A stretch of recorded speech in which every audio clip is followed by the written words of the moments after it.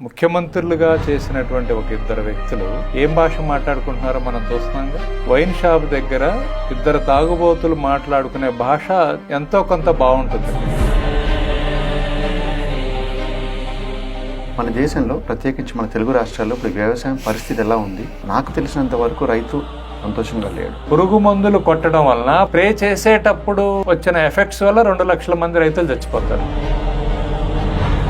3 ఎకరాలు వ్యవసాయం చేయడమే కష్టం, అలాంటిది 3,000 ఎకరాల్లో వ్యవసాయం ఎలా చేస్తున్నారు? నిజంగా 3,000 ఎకరాల్లో చేయడం కన్నా 3 ఎకరాల్లో చేయడమే చాలా కష్టం. అదేంటి సార్? భూమి ఫర్టిలిటీ పోయిన తర్వాత సిటీల్లో ఫర్టిలిటీ సెంటర్స్ పెరిగినాయి. నిజంగా మన పిల్లలు ఇక్కడ నుంచి కొన్ని లక్షల మంది వెళ్ళి ఏం చేస్తున్నారండి, అమెరికా వెళ్ళి వాష్రూమ్స్ కడుగుతున్నారు. తెల్లవారులేసి ట్రంప్ ఏం ఆలోచిస్తాడో అని వీళ్ళకి ఈ రోజు నిద్రపోకుండా గడుపుతున్నారు. గవర్నమెంట్ రైతు బంధు ఇస్తుంది, పిఎం కిసాన్ వస్తుంది, అన్నీ వస్తున్నాయి. అయినా సరే రైతులు అప్పులు ఎందుకు చేస్తున్నారు? ఏం పండించాలో చెప్పరు, ఎలా పండించాలో చెప్పరు. వాడే తిప్పలు పడి పండించుకొని రోడ్డు మీద బారపోసుకుంటున్నాడు. నాకు తెలిసి మన రాజకీయ నాయకులు ఎవరు రైతులు బాగుపడాలని కోరుకోరు అనుకుంటా. మనము సక్సెస్ఫుల్ గా డివైడ్ అయిపోయాం. కులం పేరుతోటి, మతం పేరుతోటి, ప్రాంతం పేరుతోటి, అన్నిటికన్నా ముఖ్యంగా పొలిటికల్ గా. మీరు సింగపూర్ అంటే ఏం చెప్తారు? క్రమశిక్షణ, సివిక్ సెన్స్. భారతదేశం అంటే ఏం చెప్తారు? తాగుబోతూ, తిరుగుబోతూ, చదువులానోడు ఏదో యాక్సిడెంటల్ గా సూపర్ స్టార్ అయిపోతే వాడి సినిమా చూడటం కోసం చచ్చిపోతాం. ఒక రాజకీయ నాయకుడు జనాల్ని లారీల్లో ఎక్కిచ్చేసి ముడి సరుకులాగా ఊరక చూపించుకోవడానికి తోలితే పందుల్ని ఎద్దుల్ని తోలినట్టు ఆ లారీలు ఎక్కి సారాయి తాగి బిర్యానీ తిని ఆ మీటింగ్కి పోయి చచ్చిపోతాం. అంటే ఇంత ఖాళీగా, ఇంత విలువ లేకుండా పడున్నామా మనం?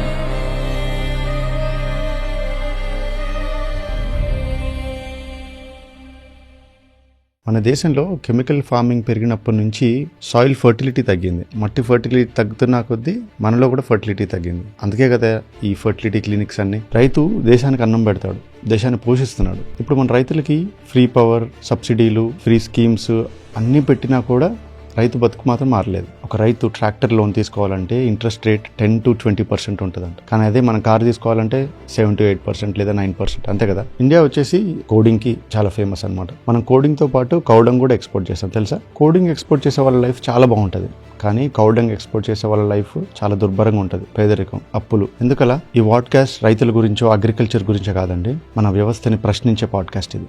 మన బ్రతుకులతో పాటు రైతుల బ్రతుకులు కూడా మారాలని ఉద్దేశంతో చేసిన పాడ్కాస్ట్ ఇది. ఈరోజు మన పాడ్కాస్ట్ గెస్ట్ మిస్టర్ శ్రీనివాసరావు గారు. Is the founder of InAcres company. 3 ఎకరాలు వ్యవసాయం చేయడం చాలా కష్టం, అలాంటిది ఆయన 3,000 ఎకరాల్లో వ్యవసాయం చేస్తున్నారు. అది ఎట్లా ఏంటి అనేది చూడండి. ఈ పాడ్కాస్ట్ చాలా చాలా బాగుందండి, మీకు నచ్చుద్ది, మొత్తం చూడండి. ఇంకోటి, పాడ్కాస్ట్ నచ్చితే సబ్స్క్రైబ్ చేసుకోండి. చాలా మంది చూస్తున్నారు కానీ సబ్స్క్రైబ్ చేసుకోవట్లేదు. మీ ఫ్రెండ్స్ అండ్ ఫ్యామిలీకి కూడా షేర్ చేయండి. Thank you. నమస్తే శ్రీనివాసరావు గారు. నమస్తే అండి హరీష్ గారు. బాగున్నారా సార్? బాగున్నా అండి. సార్, మీరేంటంటే ఈ కాలం యూత్కి, పెద్దవాళ్ళకు కూడా ఇష్టం లేని వృత్తిలో ఉన్నారు, వ్యవసాయం. మీరు అందరినీ ఎంకరేజ్ చేస్తూ ఉంటారు, వ్యవసాయం చేయండి, తిరిగి రండి, వ్యవసాయానికి రండి అంటారు. సార్, వ్యవసాయం చేస్తే ఫస్ట్ ఆఫ్ ఆల్ పిల్లనివ్వరు సార్ మగవాళ్ళకి. ఆ తర్వాత వ్యవసాయంలోనే, ఆ ఇండస్ట్రీలోనే సూసైడ్ రేట్స్ ఎక్కువ ఉన్నాయి కదా సార్. పైగా వాళ్ళకే కష్టాలు ఎక్కువ, ఇన్కమ్స్ తక్కువ. అలాంటిది మీరు అందరినీ ఎందుకు ఎంకరేజ్ చేస్తున్నారు? తిరిగి వ్యవసాయం చేసుకుందాం రండి అని ఎందుకు పిలుస్తున్నారు? వెరీ గుడ్ అండి, మంచి ప్రశ్న. వ్యవసాయం అనేది ఏంటంటే అండి, ఎవరైనా ఎటువంటి ప్రొఫెషన్లో ఉన్నా ఆహారం తీసుకోవాలి. ఇవాళ మన దేశంలో చూసుకుంటే 135 కోట్ల మందిని ఫీడ్ చేయాలి మనం. మనకున్న ల్యాండ్ సైజ్ చూసుకుంటే 45 కోట్ల ఎకరాలు. అంటే ప్రతి 3 మనుషులు 1 ఎకరంలో 1 సంవత్సరం పాటు పండే పంటని సపోర్ట్ చేయగలిగితేనే ముందు మనం బతుకుంటాం. అంతే. So there is a huge space అండి. ఫ్యూచర్ అంతా గ్రీన్ ఎకానమీ, ఫ్యూచర్ అంతా సేఫ్ అండ్ హెల్దీ ఫుడ్. ఇవాళ మనం చూస్తున్నాము, వ్యవసాయం బాగలేదు, ఫుడ్ బాగలేదని ప్రోడక్ట్గానో కెమికలైజ్డ్ ఇవో తీసుకున్న వాళ్ళ పరిస్థితి ఏదో చూస్తున్నాం. భూమిని చెడగొట్టి ఫర్టిలిటీ పోగొట్టుకున్న వాళ్ళ పరిస్థితి చూస్తున్నాం. భూమి ఫర్టిలిటీ పోయిన తర్వాత, మీరు గమనిస్తే భూమి ఫర్టిలిటీ పోయిన తర్వాత సిటీల్లో ఫర్టిలిటీ సెంటర్స్ పెరిగినాయి. అంటే ఒకప్పుడు చక్కగా న్యాచురల్గా వ్యవసాయం చేసుకునేటప్పుడు మీ తాతగారికి 4 పిల్లలు, 4-5 పిల్లలు ఉండేవాళ్ళు. కొంతమందికి 10 మంది కూడా. అట్లీస్ట్ 4-5 అయితే కామన్. మీ నాన్నగారి టైంలో 2-3 ఉండేవాళ్ళు, 3-4. ఇప్పుడు ఈ టైంలో ఏదో మామూలుగా మేకప్ సెంటర్కి వెళ్ళినట్టు లేకపోతే ఎక్కడికి వెళ్ళినట్టుగా ఫర్టిలిటీ సెంటర్కి వెళ్ళడం అనేది చాలా కామన్ అయిపోయింది. అంటే మీరు అల్టిమేట్గా ఏది ఇంపార్టెంట్ మీకు? వ్యవసాయం. మీ ఆహారం కదా, మీ ఆరోగ్యం దేని మీద ఉంది? మీ ఆహారం మీద కదా. మీ ఆహారం ఎక్కడి నుంచి వస్తుంది? భూమి నుంచి వస్తుంది. సో ఈ మానవ జాతి అంతా ఆరోగ్యంగా ఆనందంగా బతకాలి అంటే వ్యవసాయం అనేది ఫండమెంటల్ రిక్వైర్మెంట్ అండి, బేసిక్ నీడ్ అది. అందుకని ఇంతమంది బతకాలి, ఆరోగ్యంగా బతకాలి, వాళ్ళందరికీ వాళ్ళ పిల్లల్నే వాళ్ళు పెంచుకోవాలంటే మీరు ఫర్టిలిటీ సెంటర్లో ఎవరి పిల్లల్ని తెచ్చుకుంటున్నారు? ఎవరు చూస్తున్నారు? స్కామ్లన్నీ చూస్తున్నారు. అందుకని మీరు ఆరోగ్యంగా ఉండి కాస్త చక్కగా సంసారం చేసుకొని కాస్త పిల్లల్ని కానీ వాళ్ళందరూ చక్కటి ఆరోగ్యంతో ఉండాలి అనుకుంటే వాళ్ళందరికీ మంచి ఆహారం ఇవ్వాలంటే ఆ మంచి ఆహారం మంచి వ్యవసాయం ద్వారానే వస్తుంది. అందుకని ఫ్యూచర్ అంతా అగ్రికల్చరేనండి. మంచి మాట చెప్పారు సార్. సాయిల్లో ఫర్టిలిటీ తగ్గింది కాబట్టి ఫర్టిలిటీ సెంటర్ సిటీలో ఎక్కువ పెరిగిపోయాయని చెప్పేసి. సార్ ఒప్పుకుందాం, మీరేమంటున్నారు? ఫ్యూచర్ అంతా వ్యవసాయం అంటున్నారు. కానీ ఎవరు ఇష్టపడట్లేదు కదా, యూత్ కానీ. అంతేందుకు సార్, మనకే తెలంగాణ ఆంధ్రప్రదేశ్ గురించి మాట్లాడితే మనకు వ్యవసాయ కూలీలు కూడా మన వాళ్ళు లేరు. ఎక్కడో బీహార్, యూపీ, వెస్ట్ బెంగాల్ నుంచి వచ్చిన వాళ్ళే.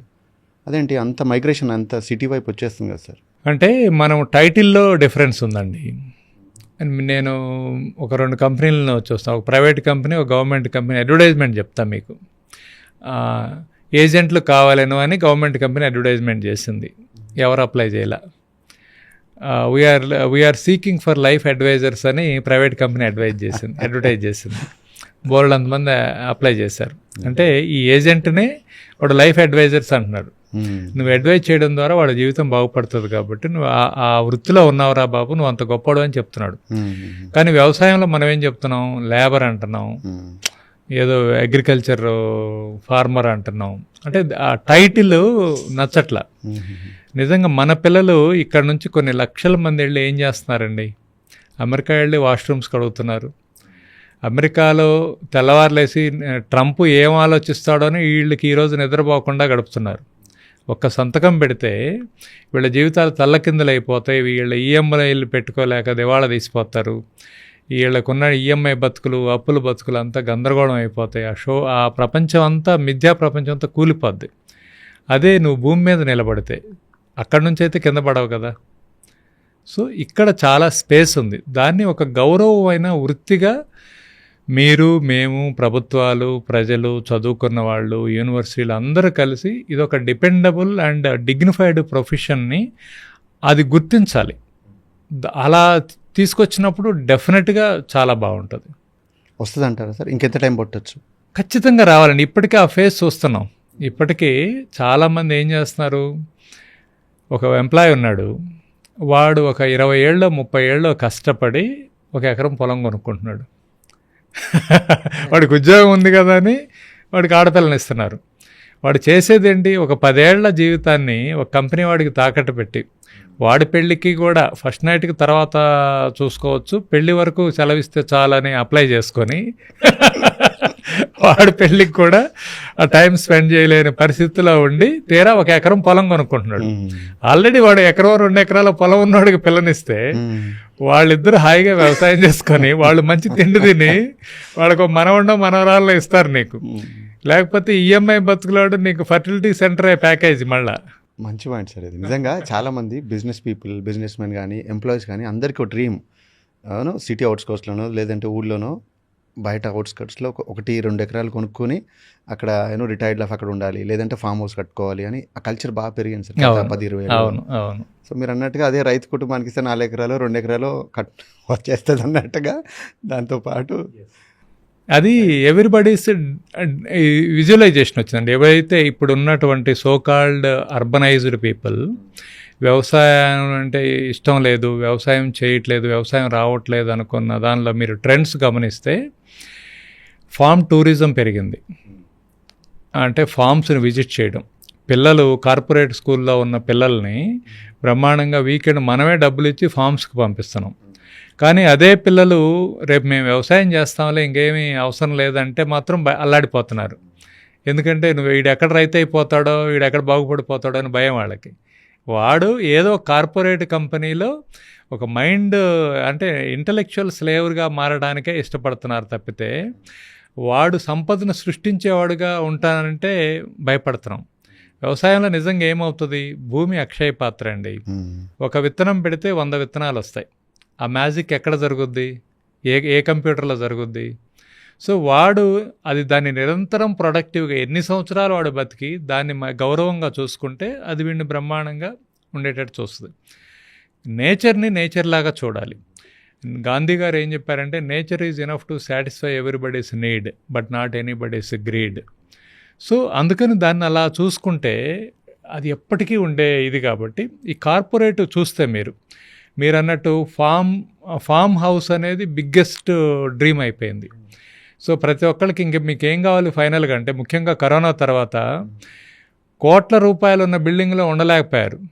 హాయిగా ప్రకృతి గాలి పీల్చుకొని ప్రకృతిలో ఉండి అక్కడ ఉన్నటువంటి గేదెలో ఆవులో పాలు తీసుకొని కూరగాయలు పండించుకొని హాయిగా ప్రాణాలతో ఉంటామనే విషయం తెలిసింది. కరోనా పోవటంతో మళ్ళా వాళ్ళు రివర్స్ ఇదైపోయారు. కానీ నిజంగా ఆ టైంలో చాలామంది రియలైజ్ అయిపోయారు. They realized that is the only way. ప్రపంచవ్యాప్తంగా all rich mens are dreaming like ఒక వన్స్ అపాన్ ఏ టైం ఒక పూర్ పర్సన్స్ లైఫ్ స్టైలే ఇవాళ రిచ్ పీపుల్ డ్రీమ్ అండి. అంతే అండి. కోటీశ్వర్ల కళ ఏంటి, ఒక మట్టింట్లో ఉండాలి, కరెంట్ ఉండకూడదు, మీకు అక్కడే గేదె ఆవో ఉండాలి, పాలు తీసుకొని ఆ పాలు చక్కగా తీసుకోగలగాలి, మీ పిల్లలకి ఇవ్వగలగాలి, ఆ పెరుగు మీరు వాడుకోగలగాలి, ఆ వెన్న తీసి నెయ్యి తీసుకోగలగాలి, అక్కడే పండించిన పెరట్లో ఉన్నటువంటి కూరగాయలు. ఈ సోకాల్డ్ స్టార్లు పొలిటీషియన్స్ అంతా వంటలు వండుకుంటున్నట్టు కూరగాయలు పండించుకుంటున్నట్టు సొరకాయలకు వస్తున్నట్టు ఎన్నో వీడియోలు పెడితే మనం చూసాం. సో నక్షత్రాలు కనపడతా హాయిగా ప్రకృతిలో ఉన్నటువంటి మ్యూజిక్ లాంటి ఒక శబ్దాలన్నింటిని ఆస్వాదిస్తా, మంచి ఎయిరు, మంచి ఫుడ్, మంచి క్వాలిటీ, మంచి సన్ రైజు, ఇదే బెస్ట్ అనేది రియలైజ్ అయిపోయారు. సో కాకపోతే సోషల్ ఫియర్ ఒకటి ఉంటుంది, ఏమనుకుంటారో అనే భయంతో చూస్తున్నారు. కానీ ఇప్పటికిప్పుడు నేను మీకు ఛాలెంజ్ చేసి చెప్తున్నా, గవర్నమెంట్లు కనుక ఈఎంఐలు రద్దు చేస్తున్నాం అని అనౌన్స్ చేయమనండి, అందరూ పరిగెత్తుకుంటూ పల్లెటూర్లకు పోయి వ్యవసాయం చేసుకొని బతుకుతారు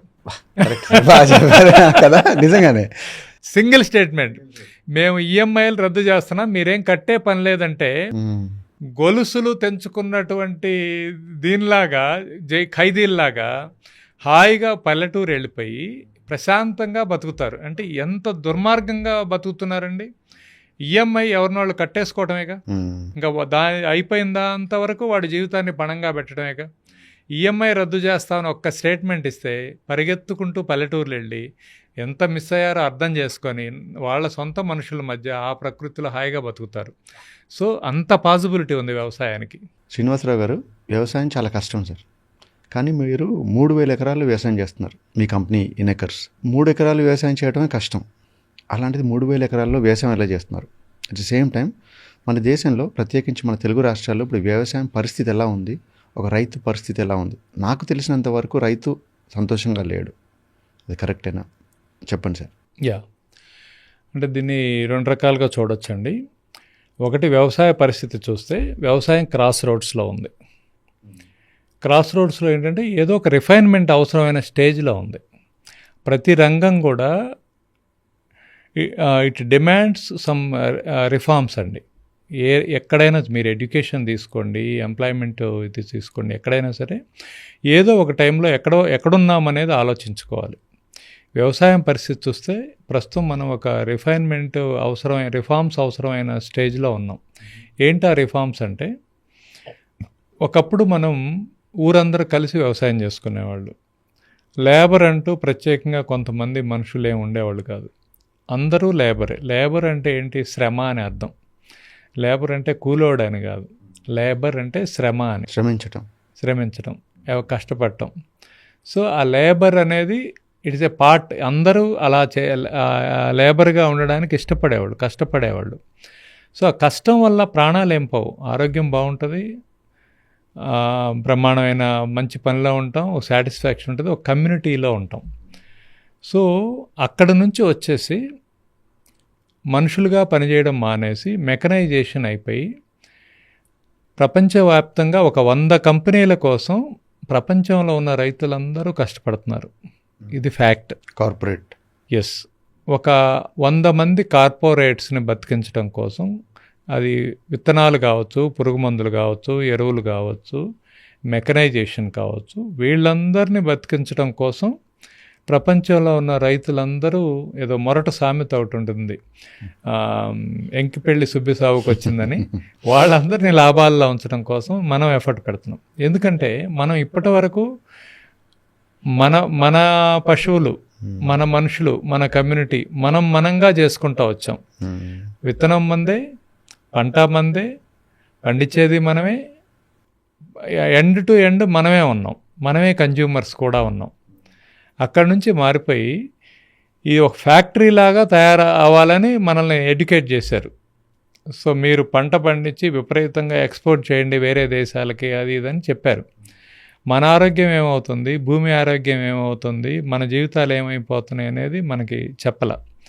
అంటే దానికి ఆ మెకనైజ్డ్కి తగ్గట్టుగా మనం మారల. సో డార్విన్ ఫిలాసఫీ లాగా ప్రకృతికి అనుకూలంగా తమను తాము మార్చుకోలేని జంతువులు అంతరించిపోతాయని డార్విన్ చెప్తాడు. వృత్తులు కూడా అంతే. ఆ వృత్తి రిఫార్మ్స్ అవసరం అండి. ఆ వృత్తి మారాలి. ఇప్పుడు ఏమవుతుందంటే నిజంగా 3000 ఎకరాల్లో చేయడం కన్నా 3 ఎకరాల్లో చేయడమే చాలా కష్టం. అదేంటి సార్? ఎందుకు కష్టం అంటే, మీకు 3 ఎకరాల్లో చేస్తున్నారు అనుకోండి, 3 ఎకరాలకి ఫెన్సింగ్ కావాలి, 3 ఎకరాలకి బోర్ కావాలి, 3 ఎకరాలకి మనుషులు కావాలి, 3 ఎకరాలకి నాలెడ్జ్ కావాలి, 3 ఎకరాలకి మార్కెటింగ్ కావాలి, అన్నీ కావాలి. ఇదే 3000 ఎకరాల సైజులో ఆలోచిస్తే, సో మేమేం చేస్తామంటే ఇనేకర్స్ ఆల్మోస్ట్ ఒక 3000 ఎకర్స్లో ఫార్మింగ్లో ఉంది. ఈ ఫార్మింగ్, ఈ ల్యాండ్స్ అంతా ఇండివిజువల్సే. సో మీలాంటి వాళ్ళు, నాలాంటి వాళ్ళు ఈ వ్యవసాయం చేయాలి, కానీ నేను ఒక్కడిని చేయలేను, నాకు ఆ టైము, ఎనర్జీ, ఎఫర్ట్ పెట్టుకోలేను అనుకున్నప్పుడు కలెక్టివ్గా చేద్దాం, అందరం కలిసి భూమి కొనుక్కుందాం, ఆ భూమిలో ఒక ఆర్గనైజ్డ్గా, అంటే అప్డేటెడ్ నాలెడ్జ్ ఉపయోగిద్దాము, టెక్నాలజీ ఉపయోగిద్దాం, న్యాచురల్గా చేద్దాం, ఆ ప్రొడ్యూస్ మనమే కన్జ్యూమ్ చేద్దాం. అండ్ మనం ఏదో క్లబ్బులకో పబ్బులకో వెళ్ళే బదులు హాయిగా మన పొలం వెళ్ళి బ్రహ్మాండంగా అలాగా సేద తీరుదాము. సో మనం ఫామ్ టూరిజము, ఫామ్ స్టే, మన డెస్టినేషన్ యాక్టివిటీస్ ఇవన్నీ అక్కడే చేసుకుందాము. ఎండ్ ప్రొడ్యూస్ మనం కలెక్టివ్గా అమ్ముతాం కాబట్టి ఆ ప్రాఫిట్ షేరింగ్ చేసుకుందాం అనేది మోడల్. 3000 ఎకరాల్లో అనుకోండి, నాకు 3000 ఎకరాలకు కూడా 100 బోర్లు సరిపోతాయి. సో వాటన్నిటినీ కలెక్టివ్గా చేసుకుంటాను, వాటర్ రీఛార్జ్ చేసుకుంటాను, మొత్తం సెంట్రలైజ్డ్ ఆపరేషన్ ఉంటుంది, ఒక డ్రోన్ కొనగలుగుతాను, ఒక ఎక్విప్మెంట్ కొనగలుగుతాను. సో దాని అన్నిటికీ సీసీ కెమెరా ఉంది, టెక్నాలజీస్ ఉన్నాయి, ట్రాన్స్పరెన్సీ ఉంటుంది, అకౌంట్ ట్రాన్స్పరెన్సీ ఉంది, అండ్ ప్రొడ్యూస్ డెలివరీ కానీ మేనేజ్మెంట్ కానీ పాసిబుల్ అవుతుంది. అందుకని మేము ఈ ఇనిషియేటివ్ తీసుకుంది, ఎందుకంటే మనము మన గ్రామాలకి ఒక రోల్ మోడల్ చూపించాలి, ఇది సాధ్యమే అవుతుందని చూపించాలి. సో ఇది చూసి ఏ గ్రామం అయినా ముందుకొస్తే, మేము we love to share our experience, we love to share our knowledge. ఏ గ్రామస్తులైనా ముందుకొస్తే కలిసి ఎలా చేసుకోవచ్చు, కలిసి చేసుకోవడం వల్ల ఎలా లాభపడవచ్చు అనేది మేము షేర్ చేసుకొని వాళ్ళతో కలిసి పనిచేయడానికి రెడీగా ఉన్నాం. లార్జ్ స్కేల్ కదా సార్ మీరు చేసేది, చాలా పెద్ద లార్జ్ స్కేల్ అనమాట. 3000 ఎకరాలు అంటున్నారు. ఇప్పుడు ఒక గ్రామానికి సగటున ఒక 1000-2000 ఎకరాలు ఉంటుందా సార్? ఎస్, 1000 నుంచి 3000-4000 ఎకరాల వరకు ఉంటుంది. ఇది ఈ ఫామ్లో వర్కౌట్ అవుతుందని తెలిసి గవర్నమెంట్స్ కానీ, లేదంటే గ్రామాల్లోనే లేదా ఒక సర్పంచో, లేదంటే గ్రామాల్లో లైక్ మైండెడ్ పీపుల్ అందరూ ఒక చోటుకు వచ్చి మనం ఇలా చేద్దామని చెప్పి ఎందుకని ఎవరు ముందుకు రావట్లేదు? మరి మోడల్ కూడా ఉందండి. అంటే యాక్చువల్గా గవర్నమెంట్ ఏం చేసిందంటే ఎఫ్పిఓస్ ఫామ్ చేసింది, ఫార్మర్ ప్రొడ్యూసర్ ఆర్గనైజేషన్స్. ఒక గ్రామంలో వాళ్ళు 10 గ్రామాల్లో వాళ్ళు కలిసి ఒక ఎఫ్పిఓగా ఏర్పడి వాల్యూ ఎడిషన్, ప్రాసెసింగ్ ఇవన్నీ పెట్టుకొని, మెకనైజేషన్ పెట్టుకొని చేసుకోవచ్చు, పాసిబిలిటీ ఉంది. మనం ఏంటంటే అది ఎందుకనో ఒక రకమైన బానిసత్వానికి అలవాటు పడిపోయాం. ఎవరో వచ్చి హ్యాండిల్ చేసి రూల్ చేసి కమాండ్గా చేయాలి, మనలో మనం మాట్లాడుకోలేం. ఎవరన్నా వస్తే కానీ మనల్ని తొక్కేస్తే కానీ మనందరం ఒకటి కాం. ఇప్పుడు అలా రాజుల దగ్గర నుంచి, బ్రిటిషర్స్ దగ్గర నుంచి, ఇవాళ నేటి పాలకుల వరకు కూడా అదేమైపోయిందంటే మనము సక్సెస్ఫుల్గా డివైడ్ అయిపోయాం. కులం పేరుతోటి, మతం పేరుతోటి, ప్రాంతం పేరుతోటి, అన్నిటికన్నా ముఖ్యంగా పొలిటికల్గా. మీరు ఏ గ్రామంలో చూసినా మేజర్గా 3 పార్టీలు, సో ఎక్కువ యావరేజ్న ఒక 5-6 పార్టీలు ఉంటాయి. సో ఈ పార్టీల్లో ఏమవుతుందంటే మనం ఇక్కడ కలిసి పనిచేద్దాంరా బాబు అంటే నువ్వే పార్టీ వాడు మాట్లాడుతున్నావని డిస్కషన్ వస్తుంది. సో ఎప్పుడైతే పొలిటికల్ ఎజెండా ఉందో గవర్నమెంట్ ఏంటంటే వెరీ అన్ఫార్చునేట్లీ గవర్నమెంట్ అనేది మనకు లేదు. కాంగ్రెస్ గవర్నమెంటా, టీఆర్ఎస్ గవర్నమెంటా, తెలుగుదేశం గవర్నమెంటా, బీజేపీ గవర్నమెంటా ఉంది, కానీ అసలు పార్టీలు లేని ఒక ప్రభుత్వం అనేది లేదు. మీరు విచిత్రంగా పేపర్లో చూసినా, మీడియాలో చూసినా కూడా కాంగ్రెస్ ప్రభుత్వం, తెలుగుదేశం ప్రభుత్వం, బీజేపీ ప్రభుత్వం, టీఆర్ఎస్ ప్రభుత్వం అనే వస్తుంది, కానీ ప్రభుత్వం అనేది రాదు. ప్రభుత్వానికి పార్టీకి సంబంధం లేదు, యాక్చువల్గా ఉండకూడదు. కరెక్ట్. కానీ ఎప్పుడైతే ప్రభుత్వమే అది చెప్తుందో, ప్రభుత్వమే అలా పార్టీలాగా మాట్లాడుతుందో, వాళ్ళందరూ కూడా all great people are selfish అండి. సో ఎక్కువ మంది ఓటర్లని భయపెట్టో, బాధ పెట్టో ఈ పార్టీలోకి మారేలాగా చేసుకుంటారు. సో నీకు మా పార్టీలోకి వస్తేనే ఈ స్కీమ్ ఇస్తాం, లేకపోతే ఇవ్వం అన్నారనుకోండి. సో ఇంకా అదంతా పొలిటికలైజ్ అయిపోయి డిస్టర్బెన్స్ అవడంతో ఈ ఎకో సిస్టమ్ ఏర్పడట్లా. దయచేసి నా రిక్వెస్ట్ ఏంటంటే రాజకీయ నాయకులకి, అరే నాయన కనీసం గ్రామాలనన్నా బతకనిస్తే, వాళ్ళని పొలిటికల్ ఇంటర్వెన్షన్ ఎక్కువ కాకుండా గ్రామాలనే బతకనిచ్చి, అరే బాబు మీరందరూ కలిసి ఇలా చేస్తే మేము ముందుకు వస్తాం అని చెప్పగలిగితే బ్రహ్మాండంగా ఉంటుంది. సార్, రాజకీయం గురించి మాట్లాడుతున్నారు కాబట్టి అసలైన రాజకీయం గ్రామాల్లోనే ఉంటుంది. చూసాంగా మొన్న పంచాయతీ ఎలక్షన్స్లో. అవును. ఈ రైతులని, రాజకీయ నాయకుల్ని ఆ నెక్సెస్ బ్రేక్ చేయాలి అంటే వాళ్ళిద్దరు విడగొట్టాలి. అసాధ్యమా? ఎందుకంటే రాజకీయం అంతా అక్కడే ఉంటుంది అనిపిస్తుంది సార్. ఇంకోటి ఏంటంటే నాకు తెలిసి మన రాజకీయ నాయకులు ఎవరు రైతులు బాగుపడాలని కోరుకోరు అనుకుంటా. కోరుకొని ఉండుంటే 78 సంవత్సరాలు సార్ మనకి స్వాతంత్రం వచ్చి రైతులు ఎప్పుడో బాగుపడేవాళ్ళు కదా. సో వీళ్ళని దూరం చేయాలి సార్. అది సాధ్యమా? కుదురుద్దా? అంటే ఒక రచయిత చెప్తాడు, మనిషి మేధస్సు పెరిగే కొంది దేవతలు స్వర్గానికి పారిపోయారు అంటాడు. దేవతలు ఏమో కానీ రాక్షసులు అయితే పారిపోతారు, వీళ్ళకి మేధస్సు పెరిగితే ప్రజలకి. వీళ్ళల్లో నాలెడ్జ్ పెరిగితే ఈ పొలిటికల్ రాక్షసులు పారిపోతారు. సో వీళ్ళకి నాలెడ్జ్ లేదు. ఒక ఊర్లో పుట్టి పెరిగిన వాళ్ళు అక్కడే పుడతారు, అక్కడే చచ్చిపోతారు, అక్కడే కలిసి బతుకుతారు. అటువంటి వాళ్ళు ఎక్కడో ఎవరో ఒక రాజకీయ నాయకుడు వీళ్ళ మధ్య పచ్చగడ్డి వేస్తే బగ్గుమనే స్థాయిలో విభేదాలు సృష్టిస్తున్నారంటే వాళ్ళు ఎంత సిస్టంలో పనిచేస్తూ ఉన్నారు.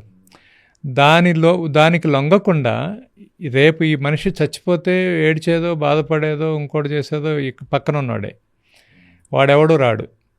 సో అలాంటిది వీళ్ళు కొంచెం దాన్ని అర్థం చేసుకొని ఇక్కడున్న మనందరం కలిసి పనిచేద్దాం అనే ఒక చిన్న ఆలోచన వస్తే చాలండి. నిజంగా పబ్లిక్ డిమాండ్ ఎలా ఉండాలి? నేను ఒక రిక్వెస్ట్ చేస్తున్నానండి గవర్నమెంట్కి. ఒక మండలానికి ఒక్క ఊరు తీసుకోండి. ఇప్పుడు మనకి సోకాల్డ్ అగ్రికల్చర్ యూనివర్సిటీలు, రీసెర్చ్ సెంటర్లు, టెక్నాలజీ సెంటర్లు, కాలేజెస్, మనకి విలేజ్లో ఉన్నటువంటి అగ్రికల్చర్ ఆఫీసర్ దగ్గర నుంచి, ఏడీల దగ్గర నుంచి ఇంత వ్యవస్థ ఉంది కదా. ఈ వ్యవస్థ అంతా ఏమి చేస్తుందని ఒక్కసారి చూస్తే నిజంగా ఇంత వ్యవస్థ ఉందా అని రైతులకి ఆశ్చర్యం వేస్తుంది. ఇంత పెద్ద మెకానిజం పనిచేస్తుందని. ఈ మెకానిజం అంతా దేనికి పనిచేస్తుంది? స్కీములకో, సబ్సిడీలకో డేటా రాసుకోవడానికి పనిచేస్తుంది. మీ అకౌంట్లో డబ్బులు వేయడానికి ఒక అగ్రికల్చర్ డిపార్ట్మెంట్ మీ పేర్లు రాసుకొని మీ అకౌంట్లో డబ్బులు వేస్తుంది. కానీ వాస్తవం ఏంటి? రైతే సృష్టించేవాడు. భూమి అక్షయ పాత్ర. ఇంత గొప్ప భూమిని ఇదుండి నిరంతరం ప్రొడక్టివ్గా మార్చే ఒక కెపాసిటీ ఉన్న దాన్ని బలోపేతం చేయడం మీద కదా ఈ వ్యవస్థలన్నీ పనిచేయాలి. నిజంగా అందరూ మేధావులే కదా అక్కడుంది. ఒక్క ఊరిని ఆదర్శంగా తీసుకొని ఆ ఒక్క ఊరిలో ఉన్నటువంటి రిసోర్సెస్, సపోజ్ మీ ఊరు అనుకోండి, మీ ఊరిలో ఒక 300-400 మందో 400 ఇళ్ళు ఉన్నాయి, 400 ఎకరాలు 600 ఎకరాలు ఉందనుకోండి. 600 బోర్లు ఉంటాయి మీ ఊరిలో. అసలు ప్రతి ఎకరానికి ఒక బోర్ ఎందుకు? గ్రౌండ్ వాటర్ ఏమైపోతుంది? వాటర్ రీఛార్జ్ ఎలా అవుతుంది? సో మీరు ఒక ఊరిని మోడల్గా తీసుకొని కలెక్టివ్గా చేసి responsible collective farming is the future అండి. మీరందరూ కలిసి పనిచేసేలాగా గవర్నమెంట్ ఇదిగోనైనా మేము ఇన్పుట్స్ అన్నీ ఇస్తున్నాం, సీడ్స్ మేమే ఇస్తాం, ఫర్టిగేషన్ మేమే ఇస్తాం, పెస్ట్ మేనేజ్మెంట్ మేమే చేస్తాం, మీరందరూ 100 స్ప్రేయర్లు కొంటాం, 100 ట్రాక్టర్లు కొంటాం అవసరం లేదు, మేమే ఒక 10 డ్రోన్లతో వచ్చి షెడ్యూల్ ప్రకారం స్ప్రే చేసిపోతాం. మీ ఊరికి వీళ్ళున్న మేధస్సునంతా ఉపయోగించి యూనివర్సిటీలు, రీసెర్చ్ సెంటర్లు, దేశం మొత్తాన్ని బాగు చేయొద్దండి. ఒక్క మండలానికి ఒక్క ఊరిని ఎంపిక చేసుకోమనండి, ఆ ఊరిలో డేటా చూపించమనండి. ఇదిగో బాబు ఇన్ని 100 ఎకరాలు ఉంది, ఇంత పంట పండించాము, ఇంత ఖర్చు అయిపోయింది, ఇంత మిగిలింది, ఇదిగో ఈ మిగిలింది మొత్తం మీరు ప్రోరేటాలో పర్ ఎకర్ బేసిస్లో కలెక్టివ్ హార్వెస్టింగ్ ప్రపోర్షనేట్ షేరింగ్ బేసిస్లో పంచుకోండి అని ఎకరానికి 40,000 50,000 పంచారనుకోండి ఒక్క సంవత్సరం, ఆ ఇంపాక్ట్ తోటి మండలం మొత్తం మీరు అడిగినా అడగకపోయినా అందరూ పాటించేస్తారు. ఇంత చిన్న సింపుల్ ఫార్ములా చెప్తున్నారు సార్, కానీ మరి ఎందుకని చేయట్లేదు గవర్నమెంట్స్? అదేనండి, అంటే గవర్నమెంట్ అనేది ఒక తెల్ల ఏనుగండి. అదేం చేస్తుంది, అది నడవాలి. ఎలా నడవాలి? ఎవరైతే ప్రొడక్టివ్ కెపాసిటీ ఉంటుందో వాళ్ళందరి దగ్గర రక్తం గుంజుకొని అన్యూటిలైజ్డ్ సెగ్మెంటేషన్కి పంప్ చేయాలి. ఈ పంప్ చేసే క్రమంలో వాళ్ళకి ఏం అర్థమైపోయిందంటే, శాశ్వతంగా వీడు మన అభిమానిగా మారాలంటే ప్రభుత్వాన్ని పార్టీని ఒకటే చేసి, ఈ ప్రభుత్వం చేసే పని పార్టీకి ఉపయోగపడాలని చేసి, సో పార్టీ ఫర్ ఎవర్ నిలబడేలాంటి ఒక మెకానిజంని, ఒక నెట్ అంతా, వెబ్ అంతా క్రియేట్ చేసేసి, సో మీరు మా పార్టీలో ఉంటే ఈ బెనిఫిట్స్ అందుతాయి, అందుకని మా పార్టీ ఇది చేసింది అని చెప్పుకోవాలనే దానిలో ఒక సిస్టమ్ క్రియేట్ అయిపోయింది. అందుకని వాడు ఏకాడికి మళ్ళా పవర్లోకి రావడం, పవర్లో శాశ్వతంగా ఉండడం, ఈ పవర్ పోకుండా ఉండడం అనే దాని మీదే ఆలోచిస్తాడు. అండ్ ఇంతకుముందన్న ఒక జెన్యున్గా ఉండే 2-3 పేపర్లు ఏదైనా తప్పు చేస్తే ఒప్పు చేస్తే చెప్పేవాడు. ఏదో సినిమాలో చెప్పినట్టు ఎవడు డప్పాడు కొట్టుకున్నట్టుగా ఎవడి సోషల్ మీడియా వాడికి, ఎవడి పేపర్ వాడికి, ఎవడి ఇదన్న క్రమంలో ఇంకా దేనికి భయపడలేదు. వాడు మా దుర్మార్గుడు కాబట్టి మాకు వ్యతిరేకంగా రాశాడు అంటాడు. సో అందరూ ఇంకా వాడికి ఫేవర్గా రాసినట్టు, లేకపోతే లేదు కదా. ఈ క్రమంలో తప్పు చెప్పేవాడు లేడు, సరిదిద్దుకునేవాడు లేదు, చేసేవాడు లేడు. అందుకని మీరో నేనో ఎవరో ఒకళ్ళు ఎప్పుడో ఒకప్పుడు ఏదో ఒక ప్రయత్నం చేస్తే ఎటో కట్టు ముందుకు వెళ్తుంటుంది. సో మీరు అనేది ఏంటంటే పొలిటికల్ పార్టీస్ పవర్లో ఉండడానికి ఈ ఫ్రీ పవర్, ఫ్రీ సబ్సిడీలు ఇంకా ఇవన్నీ ఇస్తున్నారంటారా? అంటే అది అవసరం లేదండి. అంటే ఇప్పుడు మీరు పిల్లాడిని స్కూల్కి పంపించాలి, బాగా చదువుకోవాలి, మీరేం చేస్తున్నారు? స్కూల్కి పోతే చాక్లెట్ ఇస్తానని చెబుతున్నారు, లేకపోతే బాగా చదువుకు మార్కులు వస్తే ఏదో కొనిపెడతానని చెబుతున్నారు. వాడు బాగుపడటానికి, వాడి కెపాసిటీ బిల్డ్ చేయడానికి మీరు స్కాములు చేస్తున్నారు. నిజంగా చేయాల్సిందేంటి? వాడికి ఎడ్యుకేషన్ వల్ల ఇంపార్టెన్స్ని తెలియచేయాలి, ఎడ్యుకేషన్ని అర్థం చేసుకోవడం తెలియజేయాలి, వీడి కెపాసిటీని బట్టి వాడు ఏం చక్కగా ఎంజాయ్ చేయగలడో అది నేర్పించాలి. అది కదా. ఇవాళ మన రైతు ఉన్నాడు, మన రైతుకి నిజంగా ఏం కావాలి? రైతు వ్యవసాయం చేయడానికి రెడీగా ఉన్నాడు, విపరీతమైన కష్టపడుతున్నాడు, కమల్ హాసన్ యాక్షన్ చేస్తున్నాడు రైతు. మామూలుగా కంపెనీలేమో రజనీకాంత్ యాక్షన్లు చేస్తున్నాయి, సిగరెట్ నోట్లో వేసుకుంటే సినిమాలు హిట్ అయిపోతున్నాయి. వాడు రకరకాల పేర్లతోటి పురుగు మందులు గందరగోళం ఏదేదో చేస్తున్నారు, హ్యాపీగా వాళ్ళు ఉంటున్నారు. కానీ వీడు పురుగులు చచ్చిపోతున్నారో లేదో కానీ రైతులు చచ్చిపోతున్నారు.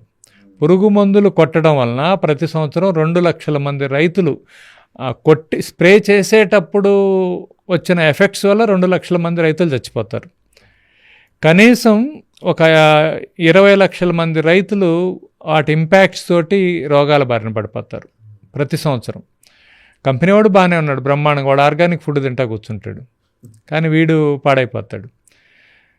సో ఈ సిస్టంలో ఏంటంటే మనము అగ్రికల్చర్ ఇన్స్టిట్యూషన్స్ కానీ, స్కూల్స్ కానీ, గవర్నమెంట్స్ కానీ ఎవరు రైతుకి నువ్వు ఇది చేయాలరా బాబు అని చెప్పడంలా.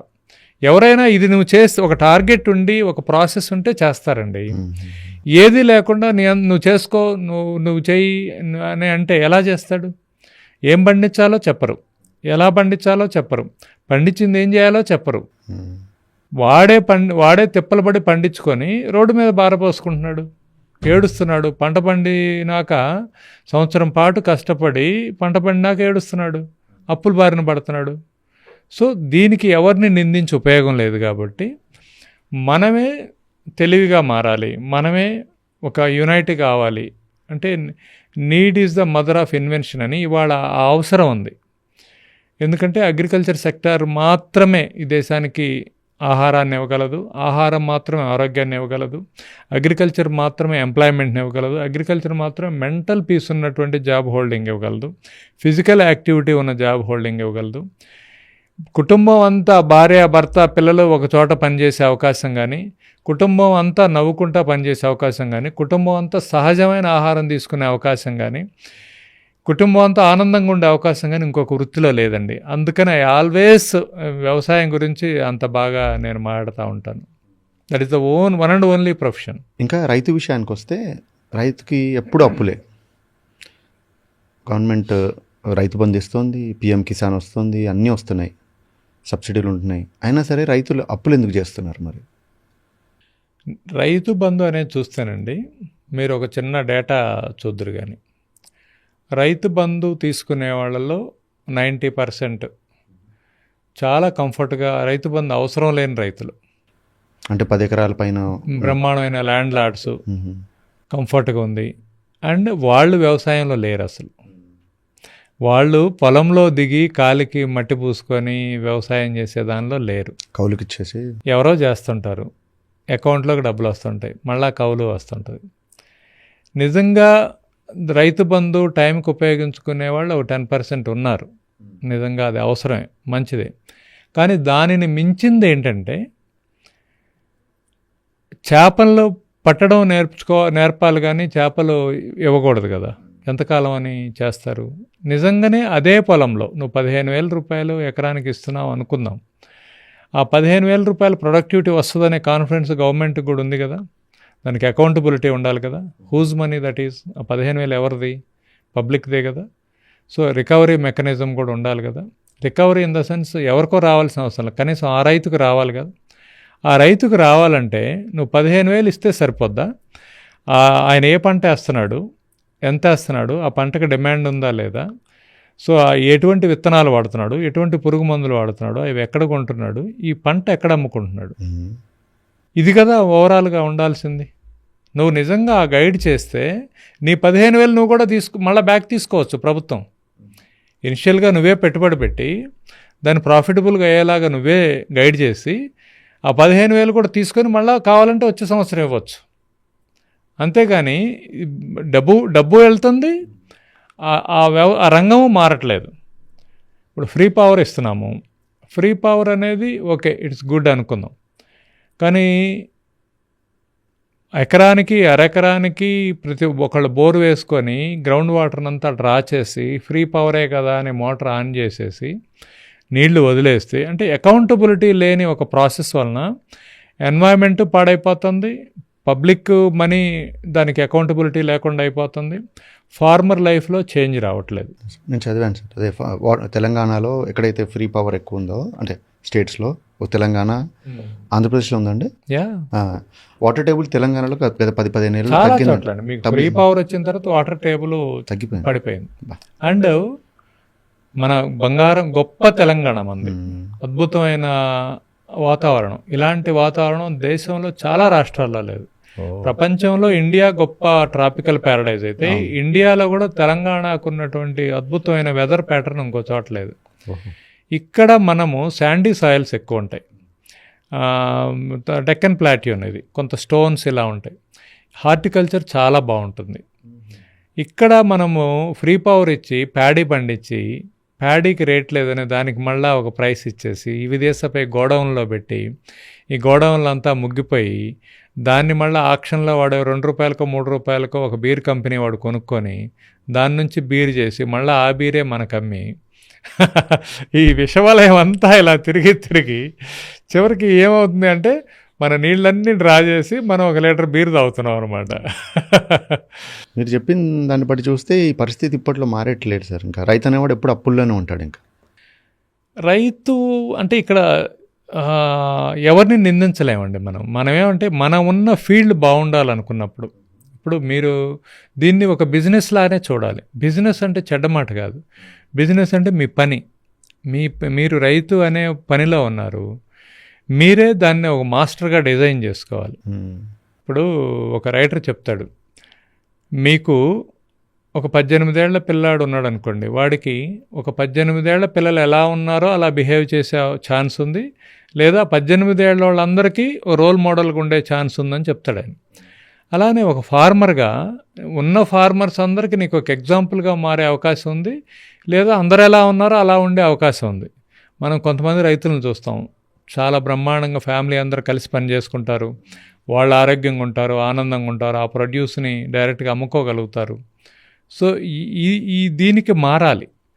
ఫార్మరే ఫామ్ టు ప్లేటు అయితేనే ఫార్మింగ్ ప్రాఫిటబుల్ అండి. And 360 degrees of farming farmer ఉండాలి. ఏదైనా సరే హాఫ్గా ఉన్న మధ్యలో ఎగ్జిట్ అయితే అభిమన్యులం అయిపోతాం. కంప్లీట్ 360 degrees మనమే ఉండాలి. ఫార్మర్ కమ్యూనిటీకి దట్ ఈస్ ద ఓన్లీ వే అండి. ఎలా సార్ ఇప్పుడు మధ్యలో ఈ దళారులని, అడతిదారులని, లేదంటే లోన్స్ ఇచ్చేవాళ్ళని ఎలిమినేట్ చేయాలంటే ఎలా మరి? అంటే మనమే చూస్తున్నామండి. సపోజ్ మన ఊరుంది, ఒక 1000 కుటుంబాలు ఉన్న ఊరుంది అనుకున్నాం. యావరేజ్న 10,000 రూపాయలు మనం అన్ని రకాల వస్తువులు కొంటాం, పప్పులు, ఉప్పులు, ధాన్యాలు నెలకి, గుడ్లు, నూనెలు అన్నీ కలిపి. అంటే 10,000, ఒక 1000 ఇంటూ 10,000, సో 1 కోటి రూపాయలు అంటే సంవత్సరానికి 12 కోట్లు. 12 కోట్ల ప్రాడ్యూస్కి మీ ఊరే మార్కెట్. మీ ఊర్లోనే 12 కోట్ల రూపాయల ప్రొడ్యూస్ మార్కెట్ అవుతుంది. కానీ మీరేం చేస్తున్నారు, మీరు పండించింది మొత్తం క్వింటాల్లో అమ్మేసి మీరు కిలోల్లో తెచ్చుకుంటున్నారు. మీరు అమ్మే ప్రోడక్ట్, రా ప్రోడక్టు క్వింటాల్లో అమ్ముతున్నారు. మీరు కొనుక్కునే ప్రోడక్టు, ప్యాకేజ్డ్ ప్రోడక్టు కిలోల్లో కొనుక్కుంటున్నారు. 2 రకాలుగా లాస్ అవుతున్నారు. మీరు ఒక చిన్న రైస్ మిల్లు మీరే పెట్టుకోవచ్చు, ఒక చిన్న కారపు మిల్లు మీరే పెట్టుకోవచ్చు, మినుములు వీటన్నిటిని తయారు మిల్లు మీరే పెట్టుకోవచ్చు. ముందు మన ఊరికి కావాల్సిన సేఫ్ అండ్ హెల్దీ ఫుడ్ మనం పండించుకొని మనం ఆరోగ్యంగా ఉండి ఆ డబ్బులు మన ఊరిలో రైతులకే మిగిలితే, మిగిలిన పంటని మనం మన బ్రాండ్ తోటి మన దగ్గరలో ఉన్న హైవే మీద మీ ఊరు పేరుతోటి ఒక స్టోర్ పెట్టుకొని పలానా ఊరు పంట అని పెట్టుకున్నారనుకోండి, ఎవడో కాఫీయో టీయో అమ్మడానికి 100,000 ఫ్రాంచైజీలు పెట్టి రోడ్ల మీద పెట్టి అమ్ముతున్నారండి. గ్రామ స్వరాజ్యం అంటే ఇదే గాంధీజీ గారు. గ్రామ స్వరాజ్ గాంధీ గారు చెప్పింది సెల్ఫ్ సస్టైనబిలిటీ. ముందు మనం ఎక్కడి నుంచో కొనుక్కుంటున్నాం కదా, మన ఇంట్లోకి ఏం ఊడి పడట్లేదు కదా, అవన్నీ మనం పండించగలిగినాయిగా. ఒకప్పుడు ఏ రైతు బయట నుంచి తెచ్చుకునేవాడు కాదు, అన్నీ సెల్ఫ్ సస్టైన్ మన ఊర్లోనే పండేవి. ఇప్పుడు అవన్నీ మానేసి వేస్తే మొత్తం ప్యాడీ, లేకపోతే మొత్తం కాటన్, లేకపోతే మొత్తం చిల్లీ, ఏ మోనోక్రాప్ ఒకటే పంట వేస్తున్నాం. దీనివల్ల ఏమవుతుంది, డైవర్సిటీ పోతుంది, పబ్లిక్ హెల్త్ పోతుంది, ఫార్మర్ వెల్బీయింగ్ పోతుంది, ఎన్విరాన్మెంట్ పాడైపోతుంది. ఎందుకని సార్ మరి ఇప్పుడు తెలంగాణ, ఆంధ్రాలో అంతా తెలిసిందే వరి, ఫస్ట్ వచ్చేది వరి. ఆంధ్రాలో కాస్త మీరు అన్నట్టుగా చిల్లీ ఉంటుంది. ఇప్పుడు తెలంగాణలో పత్తి కూడా తక్కువ కదా సార్, ఇప్పుడు కనిపించట్లేదు, ఎక్కువ తగ్గిపోయింది. ఎందుకని మరి? మీరు అంటున్నారు హార్టికల్చర్లో మంచి ప్రొడ్యూస్ ఉంటుంది, లాభాలు బాగుంటాయి అంటున్నారు, అందరికి తెలిసిన విషయం. మరి ఎందుకని రైతులు అటువైపు చూడట్లేదు మరి? ఇది లేజీ మ్యాన్స్ క్రాప్ అయిపోయిందండి. సో నాటేస్తారు, గడ్డి మందు కొట్టేస్తారు, యూరియా ఏదో వేసేస్తారు, హార్వెస్టర్ పెడతారు, కోసుకుంటారు, వెళ్ళిపోద్ది. దీనిలో ఇంత చేసి భూమి పాడైపోతుంది.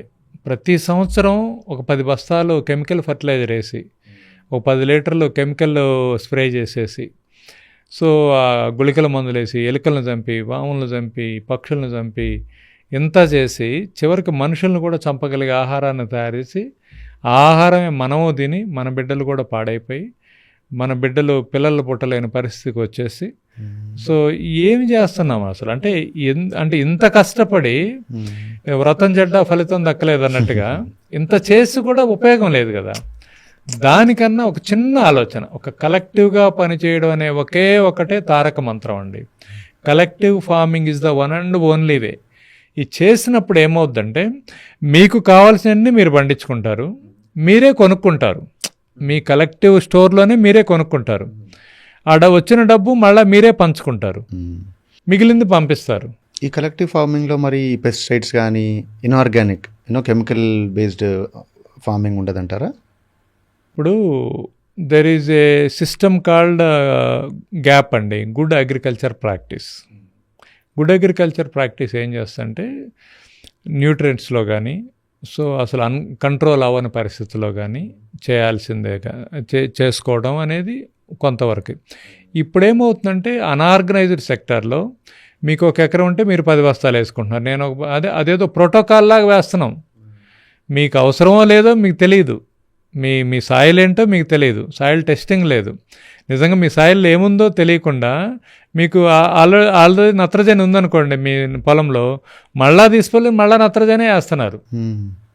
అట్లా దానివల్ల ఏమవుతుంది, దేశమేమో మళ్ళీ దాన్ని ఇంపోర్ట్ చేసుకొని దాని మీద మళ్ళా సబ్సిడీ ఇచ్చి ఎరువుల కోసం రైతులు లైన్లో నిలబడ్డారు, రైతులకు అన్యాయం జరిగింది. ప్రతి సంవత్సరం ప్రతి సీజన్లో ఇది ఒక గొడవ, ఎరువులు అందించలేకపోతున్నారు, పార్టీలు బ్లేమింగ్ గేమింగ్స్ ఇవన్నీ. అసలు ఎంత క్వాంటిటీ అవసరమో, ఎన్ని ఎకరాలు ఉందో, ఎంత అసలు ఏ కంట్రోలు లేదు కదా. కానీ అసలు అంతంత వేయకూడదండి. ఎప్పుడైతే మనం కలెక్టివ్గా వచ్చామో అకౌంటబిలిటీ వస్తుంది. ఎంత భూమి ఉంది, మన సాయిల్ క్వాలిటీ ఏంటి, ముందు సాయిల్ టెస్ట్ చేయించుకుంటాం, వాటర్ గ్రిడ్ ఏర్పాటు చేసుకుంటాం. మన ఊర్లో 1000 ఎకరాలు ఉంటే 1000 బోర్లు ఉండవు, 100 బోర్లు అయితే సరిపోతాయి. ఈ 100 బోర్లు ఉన్నప్పుడు 1000 ఎకరాలని మనం కాంటూరింగ్ చేసేసుకొని వాటర్ హార్వెస్టింగ్ చేసుకుంటే మన బోర్లు ఎండిపోకుండా ఉంటాయి, మన పంటలకు సేఫ్టీ ఉంటుంది. మన పంటల్ని అప్ల్యాండ్ లోల్యాండ్ దీన్ని బట్టేసి కూరగాయలు ఎక్కడ పండిద్దాము, అగ్రికల్చర్ ఎక్కడ పండిద్దాము, కందులు ఎక్కడ పండిద్దాము, ఫ్రూట్స్ ఎక్కడ పండిద్దాము అనేది మనం ఒక క్లస్టర్ డివిజన్ చేసుకుంటాం, ఒక మ్యాపింగ్ చేసుకుంటాం.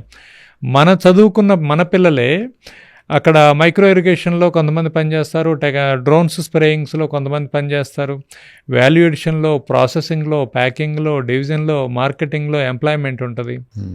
మన ఊళ్ళో ఉన్నటువంటి పశువులన్నింటినీ కూడా కలెక్టివ్గా చేసేసుకొని ప్రపోర్షనేట్గా పెట్టుకుంటే, వాటన్నిటికీ ఒక 500 ఎకరాల 1000 ఎకరాల పొలం వదిలిపెట్టుకుంటే అక్కడ వచ్చినటువంటి మిల్క్ మనం కన్జ్యూమ్ చేసింది మిగిలింది బయటికి పంపిస్తాం. చేయలేకపోతే పాలు అమ్ముకునే కన్నా పన్నీర్ అమ్ముకుంటే ఆల్మోస్ట్ 300 టైమ్స్ ప్రాఫిట్ ఎక్కువ ఉంటుంది. సో ఇవన్నీ మనం చేయగలిగిన పనులే.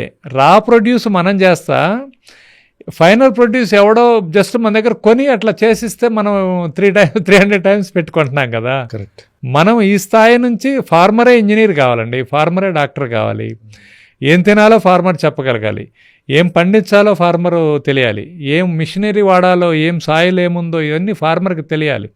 ఫార్మర్ అంటే జస్ట్ మీకు భూమి ఉన్నంత మాత్రాన ఫార్మర్ కాలేరండి. మంచి పాయింట్ అండి. మీరు ఇందాక ఒక మాట అన్నారు, ఫార్మరే ఇంజనీర్ కావాలి, ఫార్మరే డాక్టర్ అవ్వాలి అంటున్నారు. ఇప్పుడు మన దగ్గర ప్రతి జాబ్కి క్వాలిఫికేషన్ అడుగుతారు. చిన్న క్యాబ్ డ్రైవర్ అయినా సరే మినిమం లైసెన్స్ ఉండాలి, డ్రైవింగ్ టెస్ట్ పాస్ అవ్వాలి. సో ఫార్మర్ అనేవాడికి క్వాలిఫికేషన్ అవసరం లేదా? ఎవరు పడితే వాళ్ళు ఫార్మర్ అయిపోవచ్చా? అది యాక్చువల్గా వీళ్ళు ఏమనుకుంటారంటే, ఒకప్పుడు మన వాళ్ళు ఏం చదువుకోలేదు, వాళ్ళు బ్రహ్మాండం చేశారు కదా, ఇప్పుడు తర్వాత చదువుకోలేని వాళ్ళు చేశారంటే ఇదేదో మొరట ప్రొఫెషను, అదేమో తెలివిలేని ప్రొఫెషన్ అని అనుకుంటారు. ప్రపంచానికి తెలియాల్సింది ఏంటంటే చదువు వేరు, జ్ఞానం వేరు.